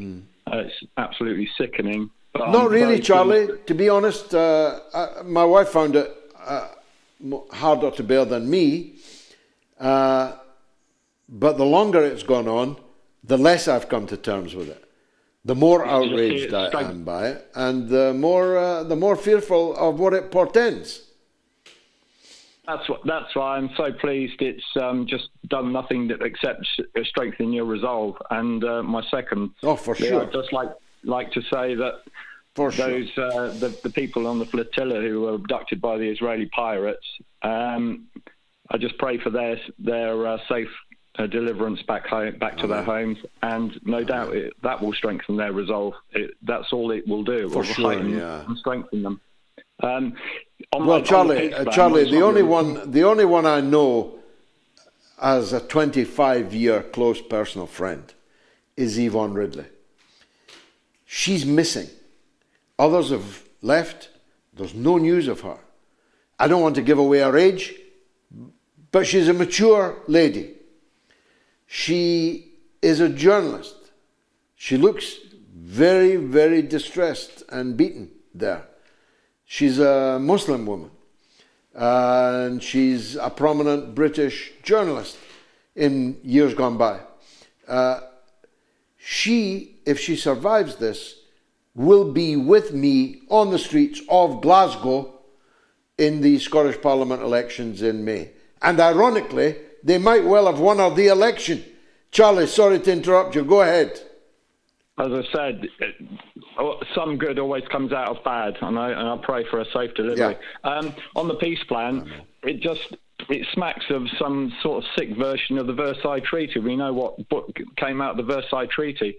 I think, why would anyone negotiate with a state that has broken every peace deal and every deal that it's signed, including the most recent one, which I thought was going quite well, with the return of the hostages and a plan going forwards, which Israel decided to just throw in the bin and torch. This is a state that only has one currency. They only understand the language of violence, death, murder, ethnic cleansing. It's a state that can't be negotiated with. So I don't understand why anyone would even try to negotiate with them. They've stated their intentions. They've stated their plan. The only way forwards is to invoke Chapter 7 of the UN Charter and put peacekeepers on the ground, and because it's the only currency. Well, of course, you're right, Charlie. But you can't invoke Chapter 7 without the US vetoing it, and veto it they would, and Britain would probably veto it too. So, if you forgive me, I agree with you 100%. But there's no point in advancing solutions that literally cannot come to pass. It's like people who say to me, and they do it every day, why don't we have a general strike in Britain? Well, of course, I'd very much love that to happen. But apart from the fact that we have a very significant number of trade union leaders who are total collaborators with the existing system and would never call for one, the state of political consciousness amongst the British working class is not sufficient for such a call for a general strike to be answered. There will be, in some specific places, specific workplaces, a higher level of consciousness than in others. And in Italy, that was in the docks.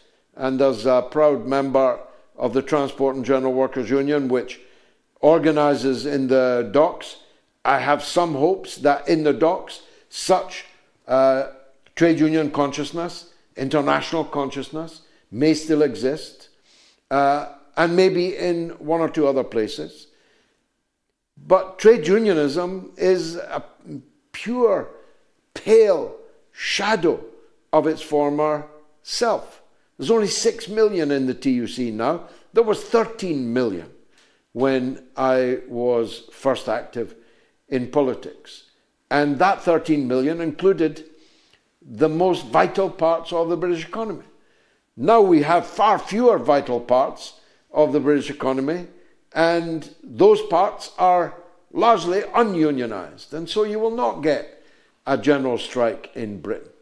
And whilst it's correct to state that a general strike would bring Britain's participation in this slaughter to a juddering halt, one should not delude oneself into thinking that that can be achieved in the current circumstances. It cannot, it will not.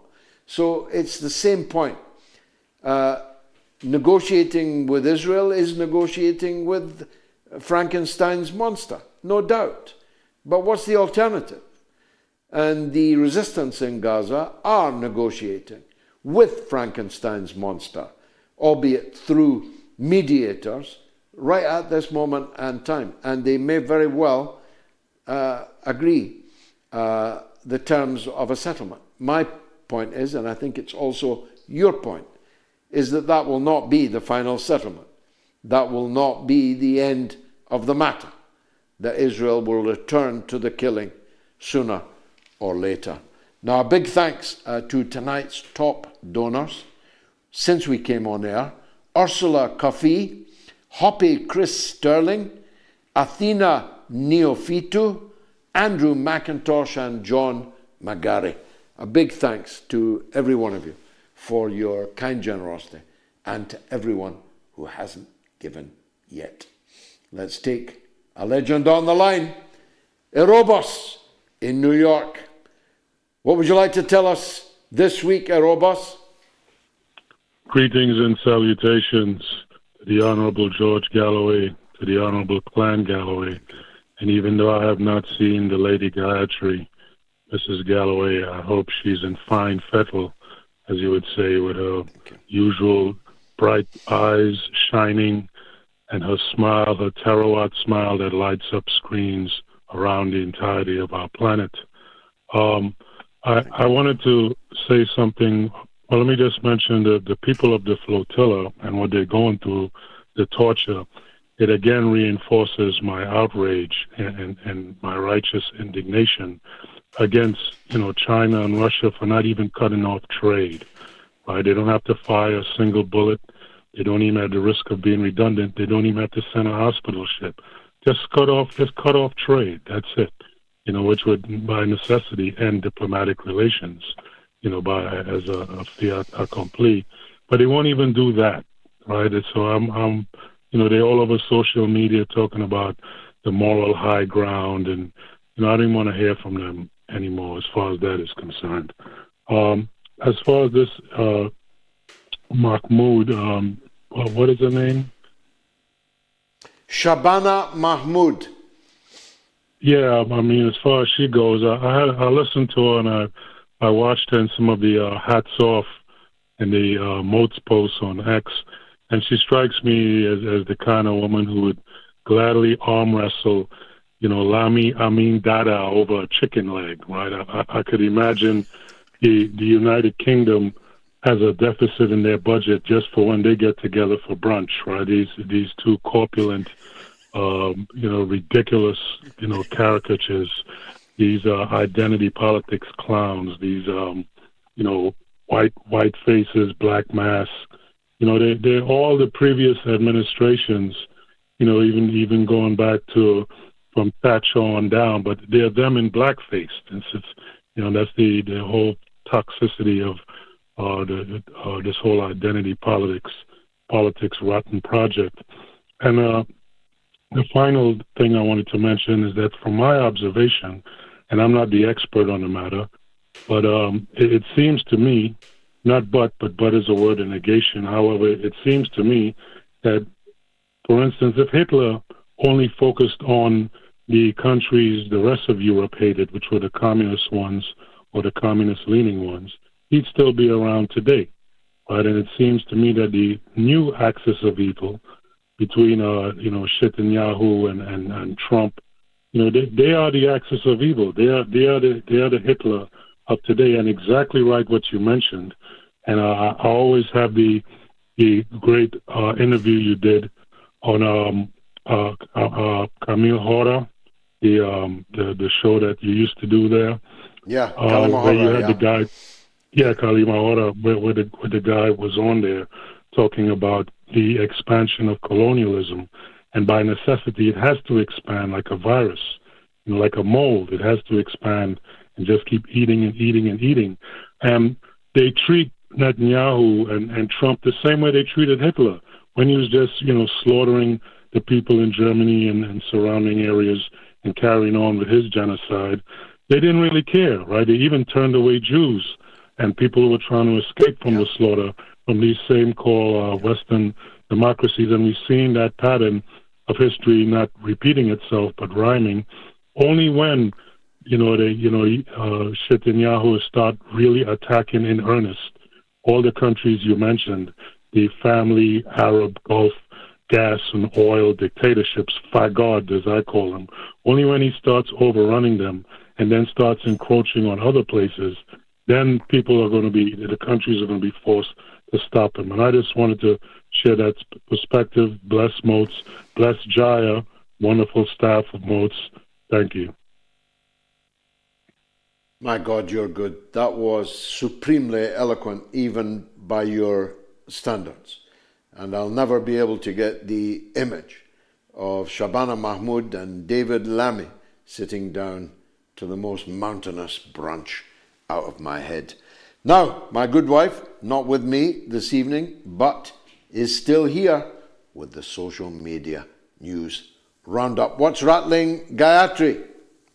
Well, let me start by addressing our patrons, because there have been some complaints that we are not responding and putting polls out. And that's, of course, exactly for the reason that on day 8, since our detainment at Gatwick Airport, we have still not retrieved our devices, our comms. No phones, no laptops, no cameras, nothing.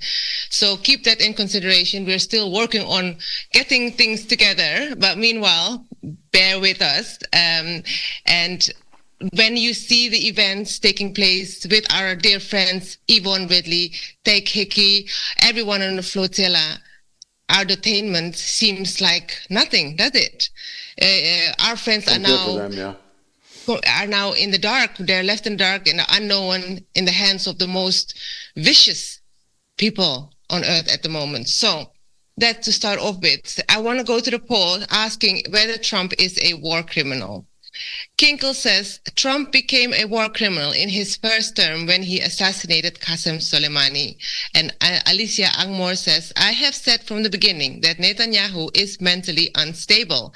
He is a madman. And I'm not joking. He and all of his government are delusional and mad. They are no different to a cult. And we've raised this before, this mad theory, the one that Ronald Reagan introduced.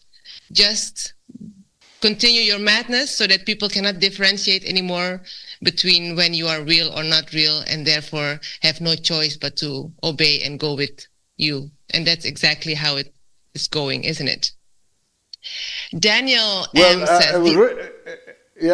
It was Richard Nixon, actually, that pioneered the theory that if everybody thinks I'm mad, they'll be afraid of what I'm going to do next. And of course, he became mad if he wasn't mad before. I think Trump is more mad than Netanyahu. I see Netanyahu as Satan himself. I think that there is a determined evil about him, and that he bends everyone else around his finger. To me, if I was picking a mad world leader at the moment, it wouldn't be Netanyahu, it would be Donald Trump. I believe his behavior is increasingly unhinged, like these snuff movies that he keeps putting out vis-a-vis Venezuela. I mean, these are actually evidence of crimes, the supreme crime. He is murdering people on camera and boasting about it, and he doesn't even know who or what they are. Yes, I made the mistake misnaming one president from the other as a war criminal, but can I be excused for that? Daniel M. says the only crime in war is they were losing. both war criminals. They were both war criminals. Don't worry about that. Exactly. So the only crime in war is losing. So when has a winning leader been tried and punished for war crimes? Sure. And Al-Tree says he supplied them with weapons even Biden wouldn't send. RX-9 Hellfire missiles he knew would be used on civilians and children. Now, speaking of this missile, remember on the Victory Day parade in China, they were showcasing a weapon, the K9, I think it was, consisting of 8 nuclear and 1 hydrogen bomb. China is the only country with a hydrogen bomb. And I want to go to China very briefly to end the show, because the Chinese are in holiday mode. They're celebrating the autumn holiday, also known as the Moon Festival. And during this period, they officially opened the world's tallest bridge. The Huajiang Grand Canyon Bridge is in the mountainous southwestern area of China, and it's 2,000 feet above the river, 4,600 feet across. It is, if you look at the pictures, it is insane. And it therefore cuts to a 2-hour drive to a 2 minutes one. And of course, it wouldn't be China if it wouldn't feature a simple bridge. It can't just be a simple bridge. It also has to feature a theme park, a glass skywalk, high-speed glass elevator, a waterfall, as you can see, of the edge of the bridge. And you can have a coffee on top of the bridge, all the way up there. They're nice restaurants. So, having officially opened that, Wall Street Mob pointedly makes the comment: if we didn't spend $70 billion per year on foreign aid, spend $500 billion per year on support for illegal aliens and fake refugees, and didn't fund both sides of every war on the planet, then we could build something like that as well. Couldn't be. Well, God willing, you and I will be in China soon, and with a bit of luck, we'll be able to visit that bridge. But I promise you, I won't be walking across a glass walkway when we do. Though the restaurant looks good, I'll certainly have a chicken chow mein with you there, because I can't offer you chips tonight because you're too far away. Thanks, Gayatri. And I'm glad to see that you are looking better, sounding better, and less distressed than you have been over the last couple of shows. Your bravery and fortitude is something that moves me deeply, and I think the rest of the audience feel the same. Now, while you still can, please make a note of the next national demonstration for Palestine, which is at 11:30 a.m. next Saturday, the 11th of October. The London National Demo is taking place. Information is on screen, and it's demanding military intervention now. London National Demo joined the one-state Palestine bloc on that demonstration. Demand military intervention now, and the meeting point is at Victoria Embankment Gardens, WC2N6DU. I hope to meet you there. It's been marvelous for me. I hope it was for you. 2 absolutely cracking guests, some fantastic calls, and I hope you think my monologue was worth something too. And we got some roundup from Gayatri, a great technical difficulty. Thanks for watching. See you on Wednesday.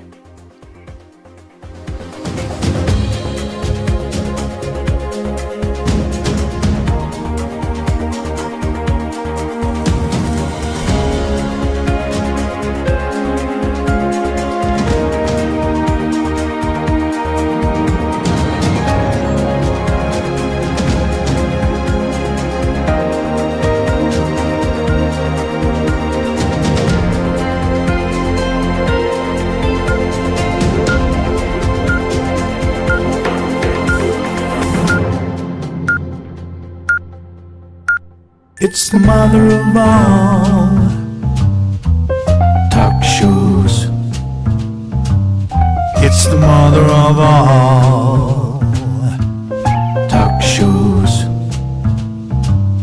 It's the mother of all